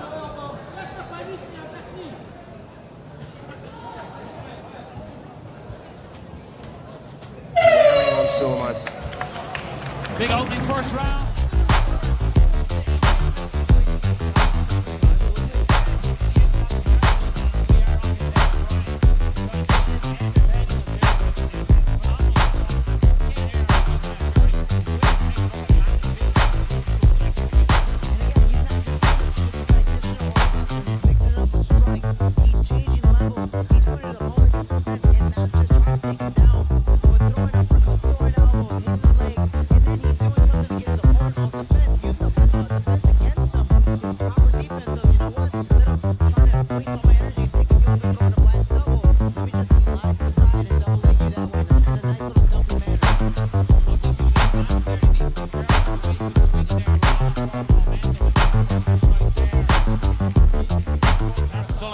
Has just been grinded for 5 minutes.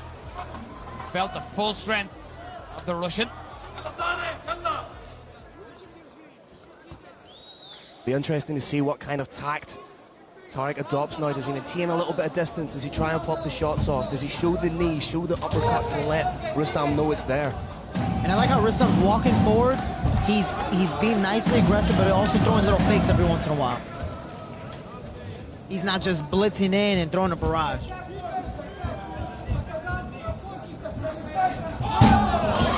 Nice inside leg kick there, just knocking Rustam off balance as he was coming in, looking for that big looping hand again, but nice counter. And throwing it when it was at its most rigid, when it was at its most planted, so great timing on it. And I like how Rustam adapted. The first time he threw a big overhand right and looping, he got the inside leg kick, it was gone. And I was thinking in my head, if he would have thrown that straight, it would have landed. The next strike he threw was immediately a straight left hand.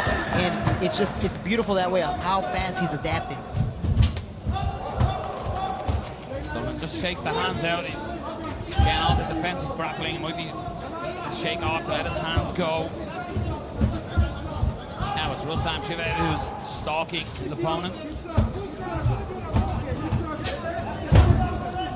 See, the striking of Rustam is ever evolving. We can see him now working angles, working feints, trying to land those picks. A little bit of a shoulder roll there, very intelligent. That's something that he has spoke about. Is he focused solely on a lot of striking to evolve as a true, well-rounded mixed martial artist. And I think that's what we're seeing here tonight, Phil.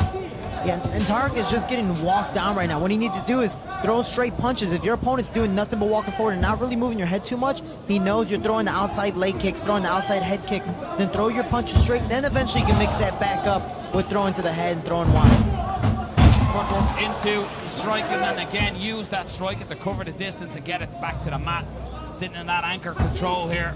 Getting his attacks together beautifully, and now land, this is exactly where he wants to be. He's happy in this position to force Tariq Suleiman to carry his weight. Just looking to maybe shrimp out and get position here. Huge his butt out, try to get back to his feet. Gotta watch that neck though. Sits through, beautiful.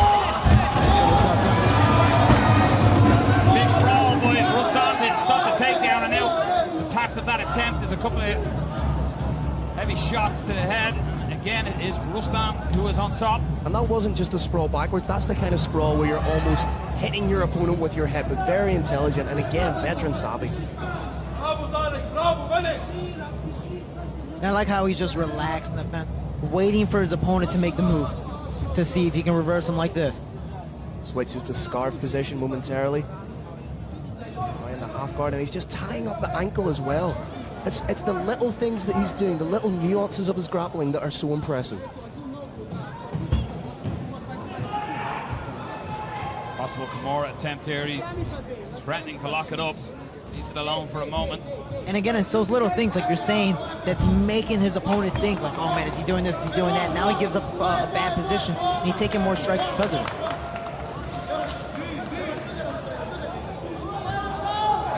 Sullivan for the first time looks a little gassed and sort of looks to his corner as almost to say in the eyes, what do I do here?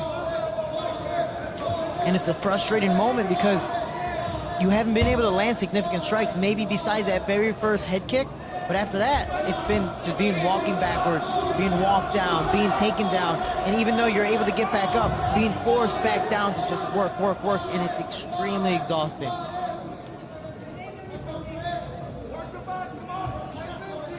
See Tarek just trying to create a little bit of distance, trying to create a little bit of space between himself and Rustam, but as soon as he does that, as soon as there's even an inkling, you see Rustam just close that distance again, establish head position. It's so smart. Beautiful name, but I can see Rustam trying to go for that double and trying to dump as he did last time because Tarek is just leaning on him, taking that weight away, being able to dump away and taking, like he's trying right there. He kind of pulled him to himself, which was the flaw. That's why the takedown didn't go. But being able to circle takes the table away from the person leaning on it. There you go, he's going to fall straight down.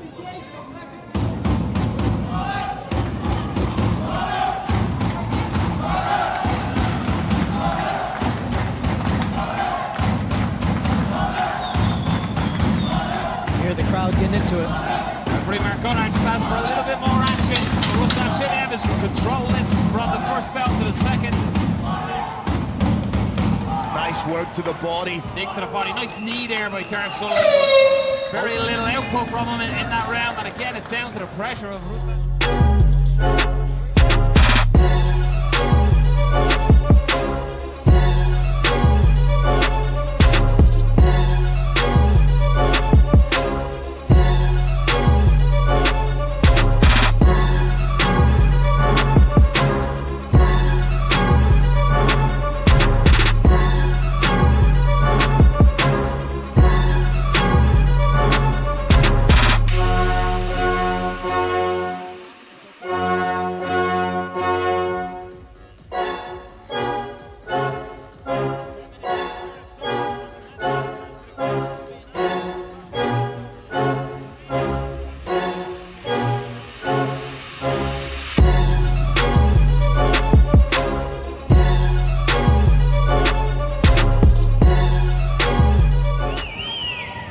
As we've seen earlier tonight, though, the fight is not over. Tarek Sullivan is such a decorated fighter, he can get the finish from anywhere. Pressure again, use the striking to close that distance and get back to the cage. Look at the pick the ankle. And immediately he goes straight to it. He's not wasting any time. He knows his opponent's tired. He's taking complete advantage of it. Get in on a single. Switches to the double just a little bit too high. Good work by Sullivan using that underhook to bring the body of Chimaev up. And that seems to be the story for Sullivan. The good work he's been doing has just been defensive. He hasn't had the opportunity to go on the offense. Yeah, again, just working and constantly making Tarek Sullivan work and try to not get taken down. First couple of foot stomps of the night. Always nice to see them. Never fun to take them.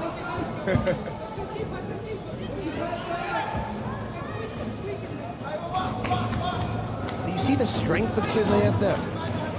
Rustam went to sprawl down heavy on Chimaev, and lesser man probably would have hit the deck with that because, oh, beautiful strikes, a complete barrage.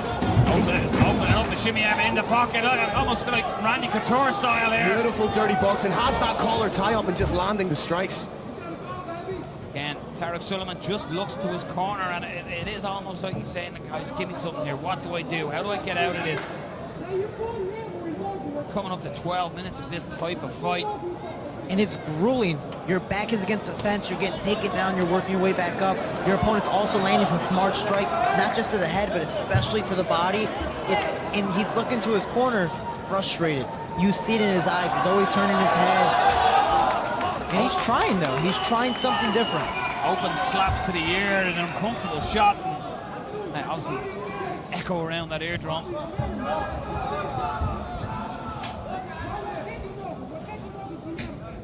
Goddard just separates the fighters here, putting them back in the center. So Tarek Sullivan, you wanted separation. Here it is. What can you do with it? That's a nice combination there. Beautiful overcut. Both men landing. They're mixing it up. Beautiful step in knee, and Tarek Sullivan's fighting like a man who knows he needs this. Beautiful right. This is Doesn't want this. Needs separation. Rustam Chiniev gets the takedown. Rustam Chiniev can take a shot. He took a handful there, man. He's pushing the pace. He's being smart. He's gonna if he's smart right now, he's gonna lay on him for a little bit. Recover a little bit. And then start being active. But Tarek has 2.5, if not less, 2 minutes. He has to get up. He has to make this move. And what presence of mind shown by Rustam there to take those shots and then shoot in and get the double. He just pushed forward. He had to force it a little bit, but man, again, it's just like you were saying, the relentlessness. He knows his fight is on the ground. Standing's okay. He wants to stand and trade. He can take a shot, but because he can doesn't mean he should. So he goes, you know what? I'm going to take it down to the ground and play it safe. Coleman knows he's got to do something. He's got just under 2 minutes. He's got to get back to his feet, but with this bear dragging you down, it's easier said than done. You could say he's caught in a Russian bear trap. Can we please turn off Phil Campbell's mic? Please turn off Phil Campbell's mic. Who? No, you have to see that it's true. It is like a bear trap because you're falling into every single thing, knowing it's going to come, but for some reason you keep stepping into it. Why? He's just that good. Knee on belly, really looking to put an exclamation mark on the third and final round. Most success was had by Tarek Sullivan in this one, but as you said, Phil, the fight IQ of Rustam to get it back to the mat. Tarek maybe looking for a home run style submission here. You got to give it to him. He's trying everything, but just cannot get out of the mitts and grips of Rustam. And he needs to force his way up. He has to, because if not, he has 45 seconds. He's gonna lose this fight if that's the case. Just systematically shut Tarek Sullivan down at every opportunity.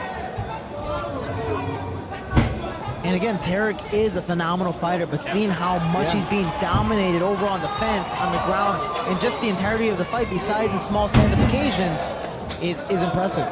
Tarek looking for the Kimura from the bottom, and again, that seems to be the hallmark of tonight as well. A lot of fighters are using that, and again, more so using it for sweeps to get back up. But at this point of the fight, Tarek Sullivan needs this as a victory.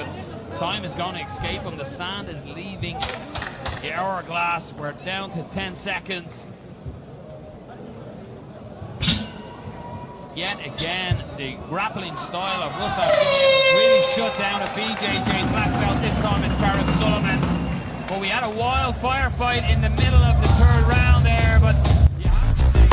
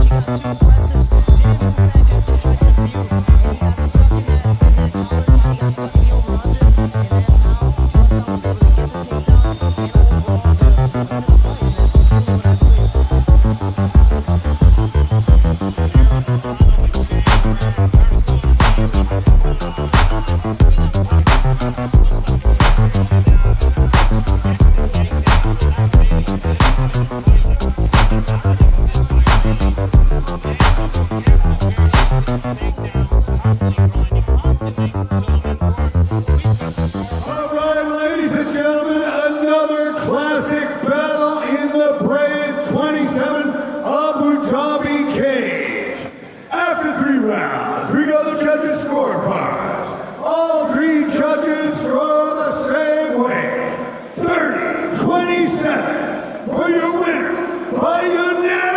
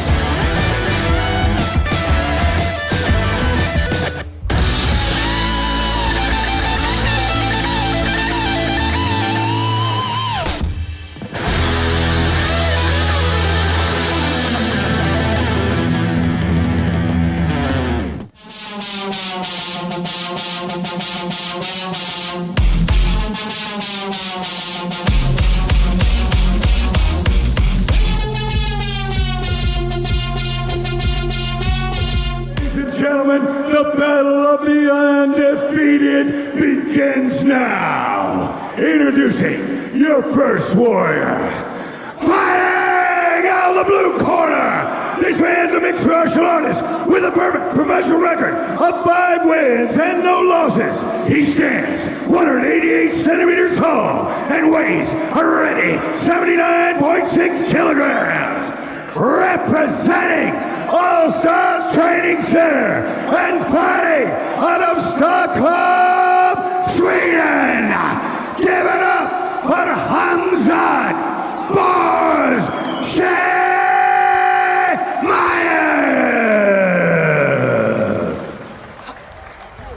and his opponent, fighting out of the red corner. This man's a mixed martial artist with a perfect professional record of 4 wins and no losses.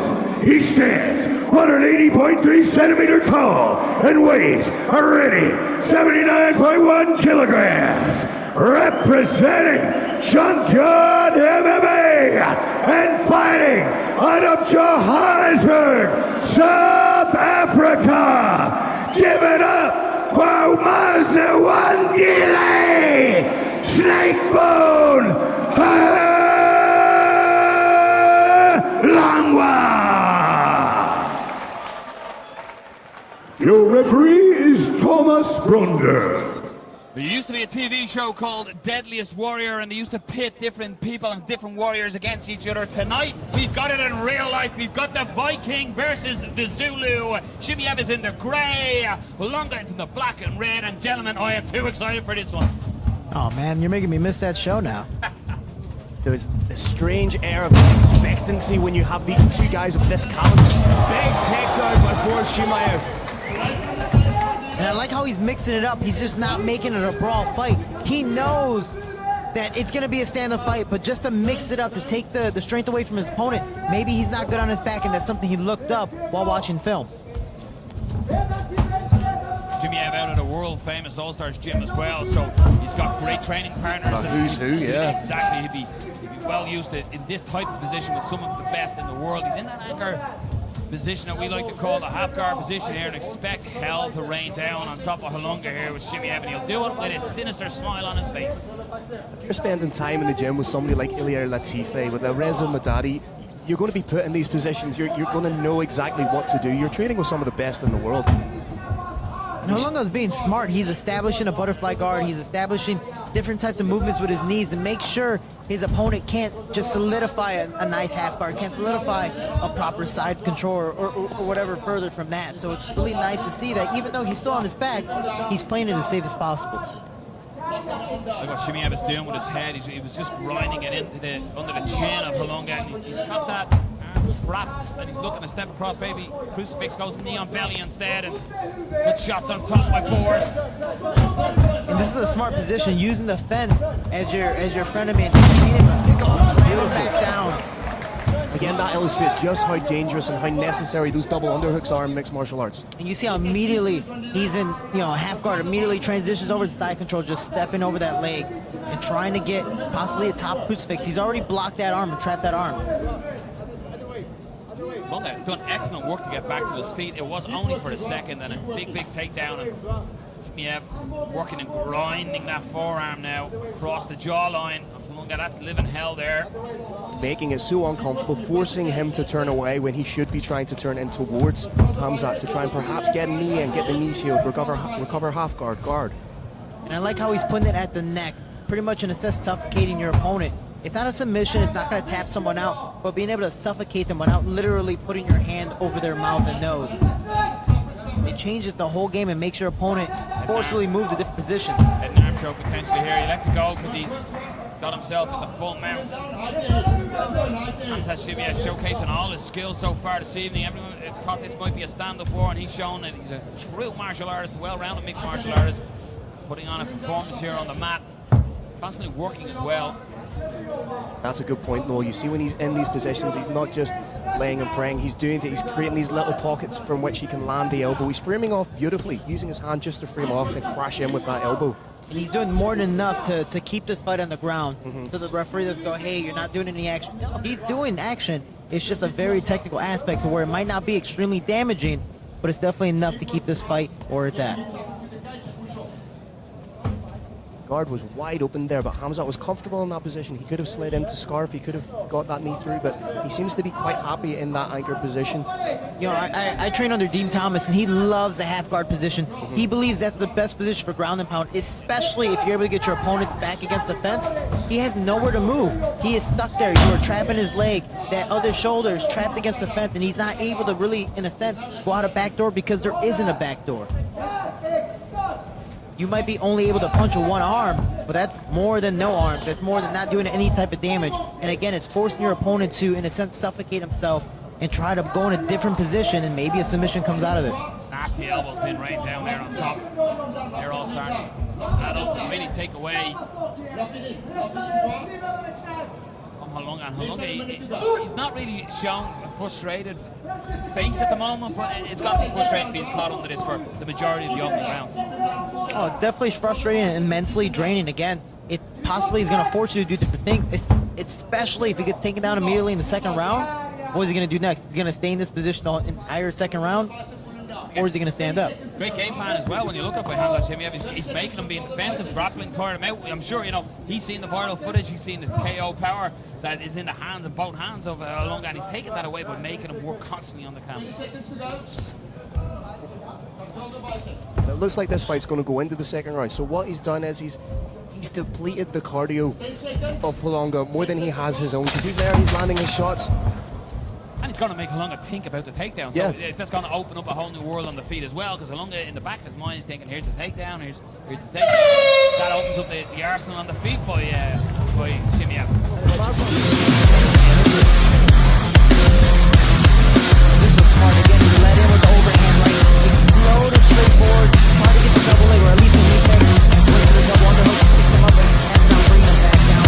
Every time the man moved up on, he was just solidified position, holding his size now, holding a half guard, being able to throw proper ground and pound, and easily win that round, showing dominance and going, hey, that second round, I might take you down again, or maybe I might not. You never know. And that's the unpredictability of this guy. He's not just a powerful opponent on the feet, but people will take you down.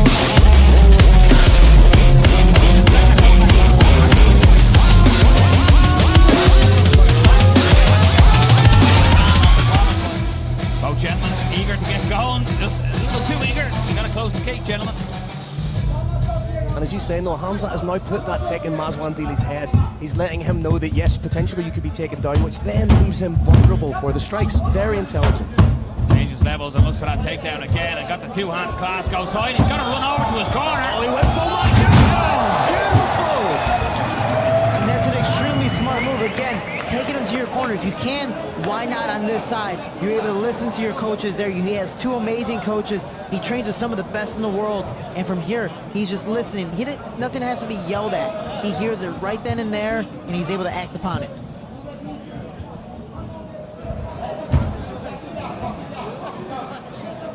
And you see his coach, even with the hand gestures and movement, you know, he's looking, going, what do I need to do? Oh, okay, cool, I'm doing this, or that, all right, I'm doing it, coach, I'm doing it, and this, I'm listening 100% what you're saying. And you see how easily he transitioned in a different position. He's going for the darts. He needs to lock up the legs. He needs to get that. He's trying to get it. Again, he's trying to stay on top of this 100% finish rate. Olunga is trying his best to move, and he's doing the right thing. He's trying to prevent. Oh, that looks tight. In this position as well. Oh, he's out. He is out. And that is it. Khamzat Chimaev has put beautiful job. Olunga to sleep. And gentlemen, I know that was tight, but that's how good is that squeeze?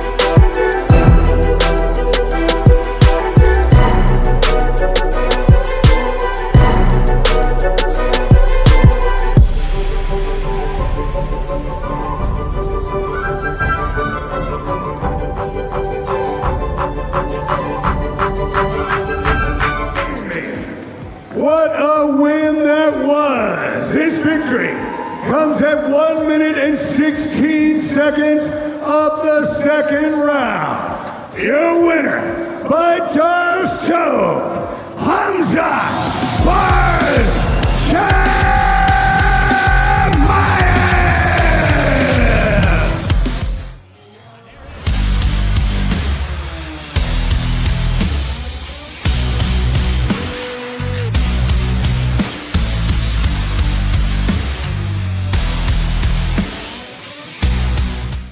Brave Nation, this is the Brave 27 Abu Dhabi co-main event of the evening.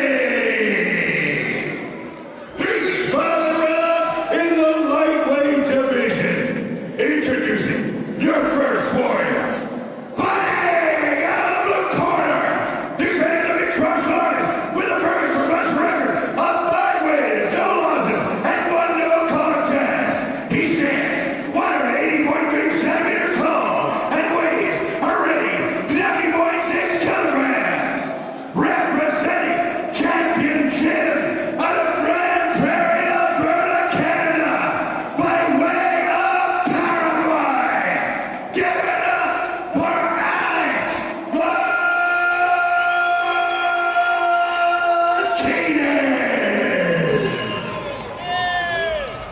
And his opponent, fighting out the red corner, this man is a mixed martial artist with a professional record of 7 wins and 1 loss and 1 no contest. He stands 177.8 centimeters tall and weighs already 70.6 kilograms. Representing Team Noguera Dubai, UAE, and fighting out of Morocco. Give it up for the Moroccan sensation, Anas Siraj Mounir.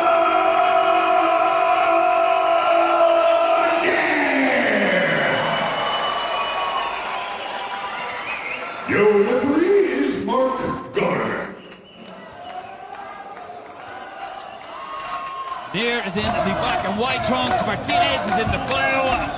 A few training camps for both fighters to fight the same company, Shorty. Well, he probably knows everything. They both know everything about each other possible. And that's the crazy thing is, it can always change fight day. That's the spontaneous thing about MMA. And I like how Alex Martinez opens up with the same kick. I think it's amazing.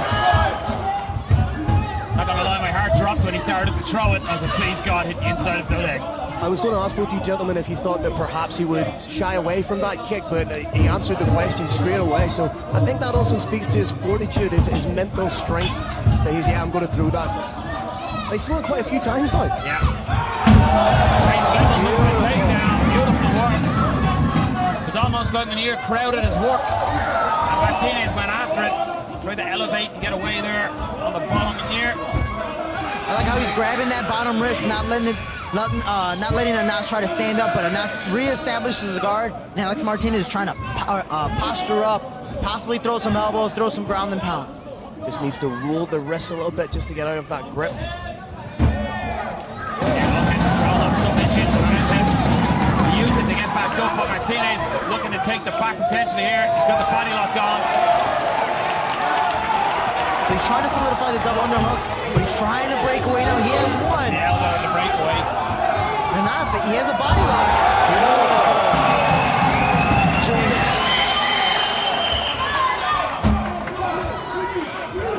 Now let's see how Anas's top game is. Active on the bottom. Martinez straight away was looking for an arm himself. Watch out for those up kicks.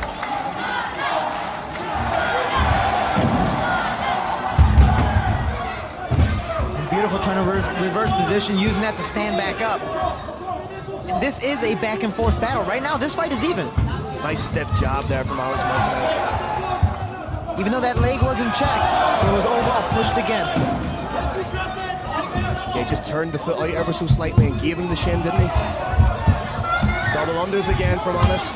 It just shows how strong Anas is. He's able to get that position twice and almost take him down the second time. Nice knees to the inside of the legs. Here now, starting to push his weight in on Martinez, and that head position, we've seen it all night. Trying to utilize that, looking to get both under doubles here. Underhook established by Alex Martinez, looking for the trip. Separation, this is where Martinez wants to be. I like how he uses the transition. Unfortunate slip, everyone here taking advantage of that. And like, these things happen, but you see Alex Martinez is staying nice and calm and composed on the bottom. Using that foot on the hip of Anas to keep him at distance. Beautiful low kick. Nice timing. And you don't see it coming too, because it comes like an axe kick. It goes straight up and then down. Reaching for that ankle while throwing that up kick again. That's two. Even though it's not landing flush, it's like a foot slap, which I believe is just that much more disrespectful. No one likes to get slapped, nevertheless, with a foot. Nate DH better up your game. We got Alex Martinez slapping people with his feet. Canadian slap. Does well to get back to the feet. Just used his feet to push, create a little bit of distance, and then pop back up. Beautiful push kick. I like how Alex is now starting to get in a rhythm. Now do that Taekwondo karate stance of popping back and forth. Beautiful jab, and again, it's throwing Anas out of his rhythm as well. Lot of approval by Anas as well on that one. He just nodded and said, yeah, you got me, nice shot.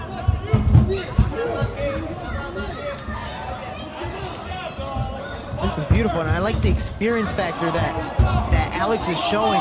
He's bouncing back and forth and staying calm, even though he's getting like, you know, his foot caught or getting bounced back and forth. He's just staying nice and calm. He's showing a really interesting diversity of his repertoire of strikes. He's using the kicks, he's using the hands, he's putting it all together very well. This with that right hand off the break, spins again. I believe that's 3 spins in a row and after falling. He just has the confidence in himself to go, it's a slip, it's okay, I'm going to throw it anyway. Nice crisp 1-2 from Alex Martinez. And that seems a little more timid, but it looks like he's looking for that overhand right. He's trying to time it, but because Alex is bouncing back and forth and doing it randomly, throwing him off. Oh, beautiful. Yeah, he started to change the elevation, and that one went high when I looked like it was going to be the body stepping in deep as well. Martinez is getting loose and comfortable in there. And he's mixing it up. He's making it more like a sparring match now. He's not that much ahead of the game, but he's doing just enough to make his opponent think too much where he can't attack and do his own game back.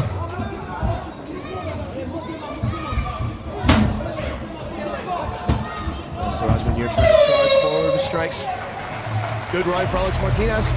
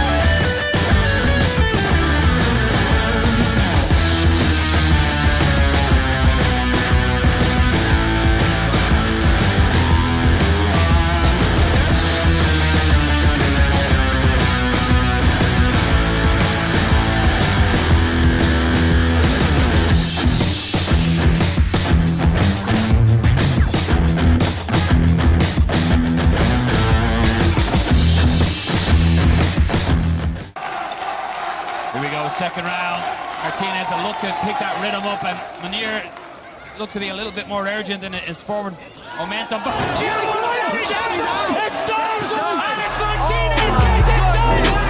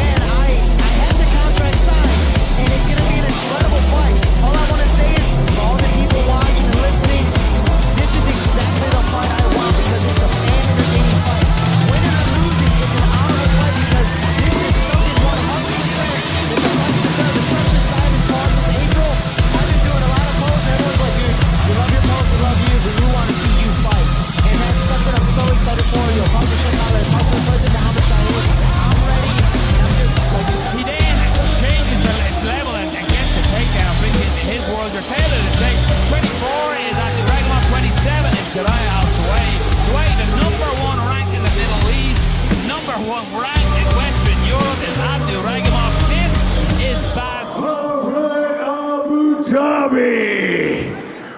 Brave 27 Abu Dhabi brings you the most anticipated title rematch in our history. This one for the Brave Combat Federation Welterweight Championship of the World. Bad Blood, the final chapter. Your judges for this championship war are David Letherby, Vitor Palio, and Mark Collette. Your referee for this battle is Thomas Bronder. Ladies and gentlemen, before we begin, I have one question for you, and one question only. Are you ready?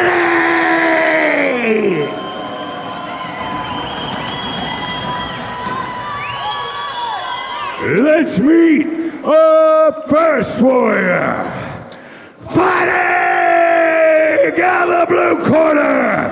This man's a mixed martial artist with a professional record of 13 wins and 3 losses. He stands 180 centimeters tall and weighs already 78.5 kilograms. Representing Gladiator MMA and fighting out of Amman, Jordan. Put your hands together for the challenger and former champion, the Jordanian Lion, Jarrah Al-Salawi.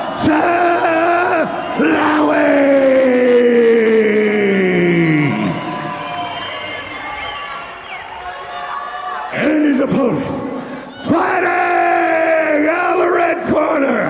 This man's a mixed martial artist with a perfect record of 10 wins, no losses, and 1 no contest. He stands 177.8 centimeters tall and weighs already 79.1 kilograms. Representing Team Ras de la Hiva and fighting out of Nantes, France. Give it up for the reigning, defending, undisputed Brave Combat Federation welterweight champion of the world, Abdul the Conqueror, Abdurrahimov.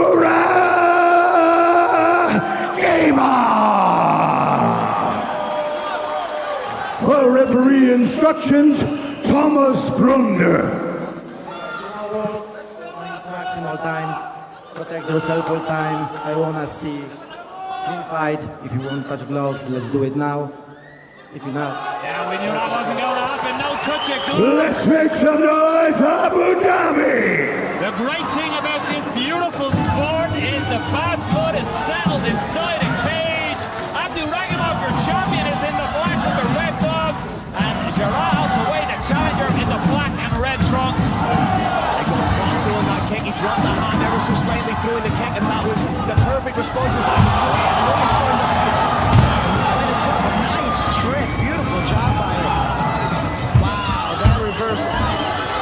Oh, this is beautiful. And on the step, beautiful work by the champion. I honestly just want to watch replay of that. That was extremely smart. On a beautiful back elbow there from Abdurrahimov. Abdurrahimov already showing.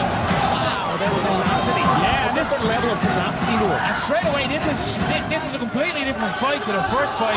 It was very feel-out purposes in the first round, the last time round, but this time, no counts being made there after each other. Well, speaking of Abdurrahimov, he said he wants to leave no doubt that he is the champion. He wants to make a definitive statement. He wants to finish the fight so that there can be no questions, there can be no controversy. There can only be a champion. It's something that Jarrah done brilliantly in the first fight, was get back to his feet, and he's managed to do that here, although Abdurrahimov is still in looking and hunting, but it's the Jordanian Lion with the body lock position right in front of us here in commentary. beautiful head control. He's just got that head underneath the chin of Abdurakhimov. Because in the words of Kerrick Janis, where the head goes, the body follows. And I was about to say, he has the double underhooks, just circle his opponent to the fence, and then slowly start to let go and break away, and he does it, and I believe that's a smart decision by him, because you don't want to waste the time on the ground like he did the last fight. He wants to strike. He's already landed a handful of strikes. He's being smart. He's outlanding his opponent, but get your back off the fence. You need to learn to circle more instead of moving straight back, because your opponent is that good at the scrambles.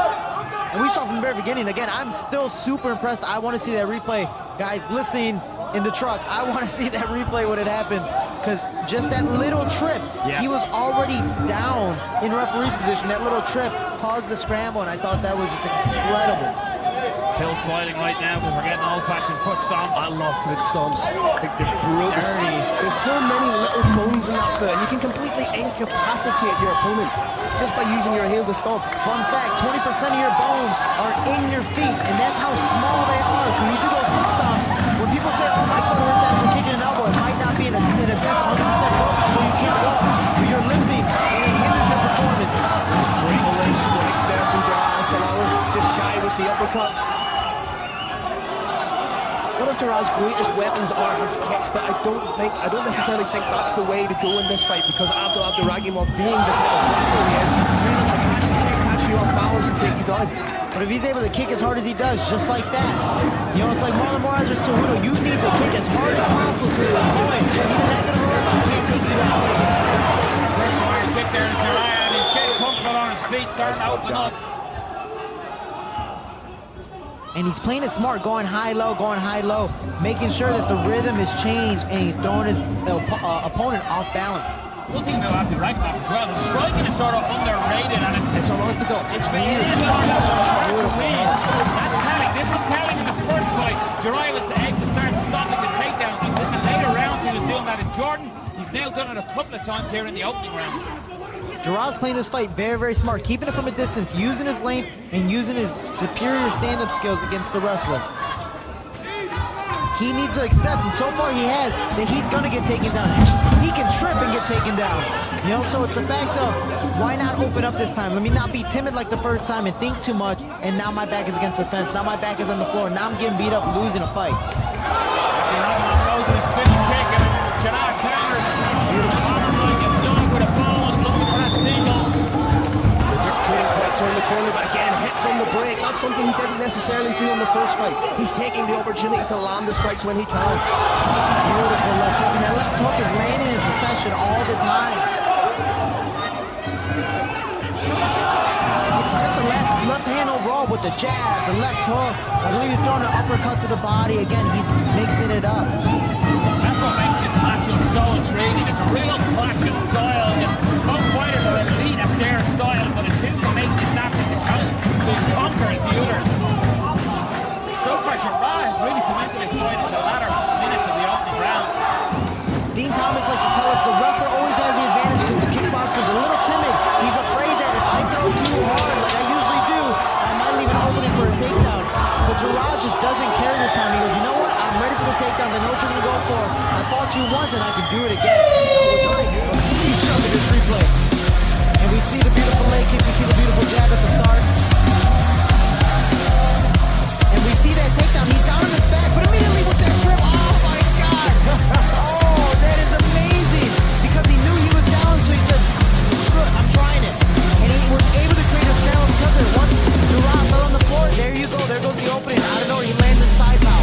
We see it here. Look at it. Just comes in and hooks and pulls the opposite leg, opposite opposing force. And it's such a beautiful thing.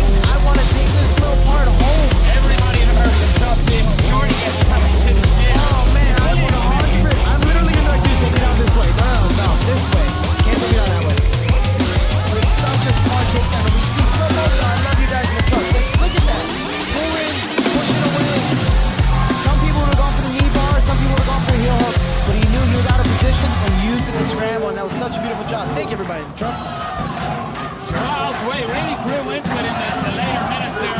Starting to get loose on his feet. And Holyfield stopped all on taking him. That's going to be, his confidence is going to sky high, knowing that he can defend those takedowns, and it's going to give credence to his striking. You seen there, he showed the uppercut just to put the fear into Abdurakhimov to shoot in and get that takedown. That's something we see in Jordan as well. He was Much. making that uppercut. I was about to say, watch out, do it the overhand right, because he's trying to fake Change more, levels, yeah. trying to, in a sense, set up his takedown because he's a little timid about getting those strikes. So he needs to make sure that Gerard's hands are up so he can finish a takedown. One of those ways is throwing strikes back. But he needs to know that he's going to take a couple punches in the way. That was a nice right hand by Gerard. Abdurakhimov sort of rolled with it though. It was a nice right hand. Now it's such a technical chess match. This is what I was talking about Abdurakhimov. He almost lures you in this sense and say, I'm going to stand with you. And when you get cooked, you shoot in and get the takedown. So we will see if that will come true. Gerard's doing a really good job of maintaining distance and not getting, as you say, not getting lured into that kind of brawl where you're closing the distance and phone booth fighting, because then that's going to give the impetus for Abdurakhimov to take him down. And all his punches are extended again with that double jab. Beautiful, landing that last jab. And he's keeping the wrestler against the fence, which is the smartest thing to do because the wrestler has to work to set up his takedowns, to set up possibly even a fourth shot.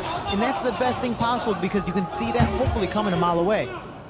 You see Gerard just bouncing back smoothly. He's taking the center of the fence. He did not at all do that in the first fight.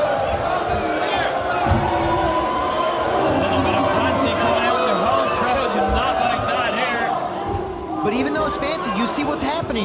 It's pushing his opponent back. As many people think, oh man, that's the smartest thing. Yeah, it's a method of madness. It might not be in a sense the smartest thing, but he's trying things because what he was doing earlier was not working. Beautiful step, almost like a lead shovel. That was fantastic. And you see how he has to force those takedowns. And Gerard's really starting to get a read on the takedowns coming from it.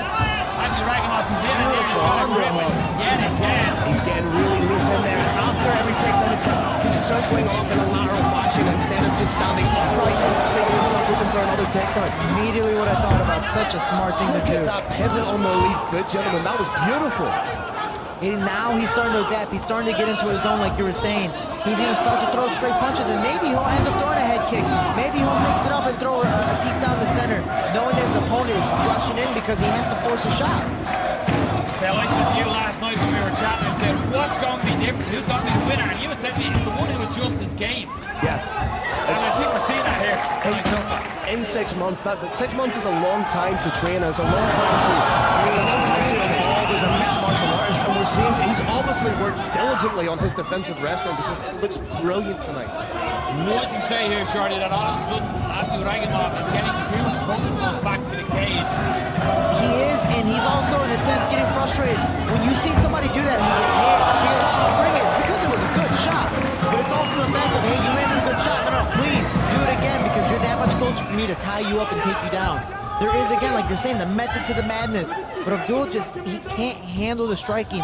He's too slow compared to Gerard. He's a good fighter in general, but with the striking, it's just not compared to him. He's getting pieced up by that jab. The briskness of that left jab. hand, beautiful. And he mixes it up high-low, yeah. This is a technical demise. It's not in a sense close to that sparring match like we saw with Alex Martinez because this is much more technical. There's a little more savvy to this. But he's playing it smart. He has 5 rounds to do it. Abdurakhimov not being setting up the takedown. He gets in on a single this time. Again, Gerard. Really worked from Gerard Salami. Just to hit that sprawl initially, and then when it looked like he was being taken down off that single leg grab. So I was about to say in this, so he had a good scramble. I was going to say to grab the far ankle to keep his opponent extended because he needs that far ankle to push. That's his pushing leg to get closer, maybe perform a crackdown, to go all the way around to circle. But if he holds that ankle, he's going to stay behind.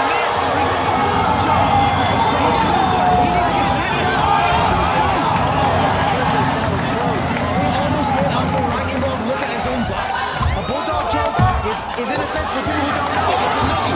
You're putting your opponent in a nuggie type of position. Like a schoolyard headlock. Yeah, and you're just choking, you're squeezing, trying to get your hip to the floor. Gerard just wasn't able to completely solidify that. But just the danger of that is scary. Abdurakhimov is able to get out of that as well. You can see Gerard just slipped off the back of Abdurakhimov. It's almost like both players now are as wet as another. They are sweeping this way here. Now,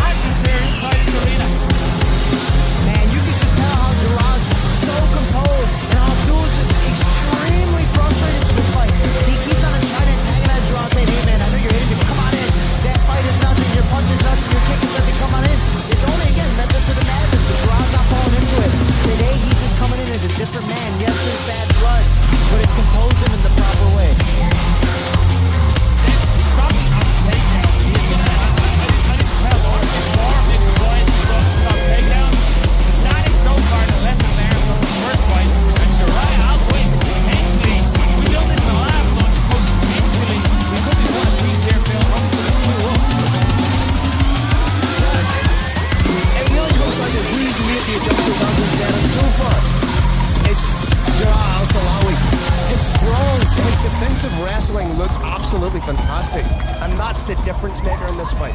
Because he's then giving him the freedom and the scope to open up on his strikes. And as you said, the pivot off the mid leg to get away from some of that single leg takedowns. But Bravemmaf, he's not setting the takedowns up as much as he was. Even in the opening exchange in this bout, he's not setting takedowns up as he seems to be lunging from across the cage.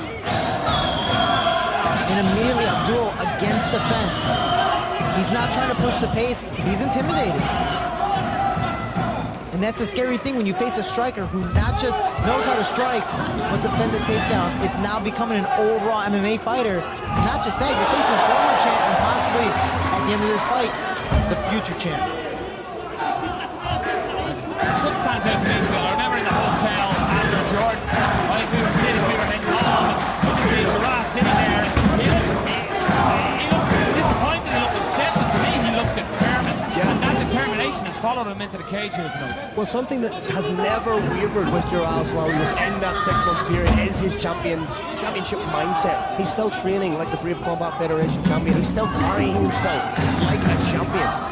As we said, in his head, he is still the champion, but he has to go and do something definitive. He's so intelligent now with this fight. It's great to watch. What does Bravemmaf have to change here, Shorty? We're in the third round already. He's going to have to do something here to change the pattern of this fight. So we saw him try to mix it up in the second round, throw cartwheel kicks, stuff like that. It wasn't super intelligent, but it did get Gerard to back up. For me, you are a wrestler. You are 100% a wrestler. I know. What are you going to do? You're going to wrestle. So mix it up. Throw a big overhand right. Fake that shot. Come above. Throw a hand. Throw straight punches back to make Gerard think. He's only throwing one strike at a time, which gives Gerard time to back up, bounce back forward, create a rhythm, and easily counter. Abdul needs to start striking and go, you know what? If I'm going to get hit anyways, I might as well try my best to hit you back. That lead leg kick there is going to be money in the bank for the later rounds if we get there. It's landing with great success. You can see the welt under the shorts of Bravemmaf. Just not setting up those takedowns. He needs to set those up with a 1-2, with a 3. He's just shooting him blind like that, and it's giving Gerard enough time. It's giving him the stimulus to react to, which is the heavy sprawls. And it's exhausting to shoot so many times and get denied and get sprawled. And even in this position, he's in a sense stuck in a cradle. He can't get the takedown. I mean, let me rephrase that. It's going to be very hard for him to get the takedown because the inside trip is just completely impressive. Should he set 3 in the guard? You never know. And for this, sometimes why not? If you know you're superior at scrambling, that's what I do. In a sense, when I'm grappling with some of these guys, I'm in a bad position. Forget it. I'm just going to go into a guard, and now I can scramble to take your back. That big sprawl by Gerard right in front of us here. What do you notice each time we're in this position? That's why he's really listening to his core. He's always been there giving him outside the cage. I just want to say I couldn't see over the screen, so I didn't know that was right in front of us. I was just watching the TV the whole time. Sorry, guys. Again, reaping that leg away from the clutches of Bravemmaf. And is Bravemmaf starting to tire a little from going and getting reckless in his takedowns? You see how desperate those shots are. They're just the same one over and over and over and over again because he knows that's the only way he's going to win this fight. He can throw a big strike, but he hasn't really done that. Look way there, he almost looked disinterested. Looked away from Al-Suwayya. Maybe the heart is being broken a little bit here. The will is being broken. He's openly backing himself up against the cage now, almost Anderson Silva style, calling him in.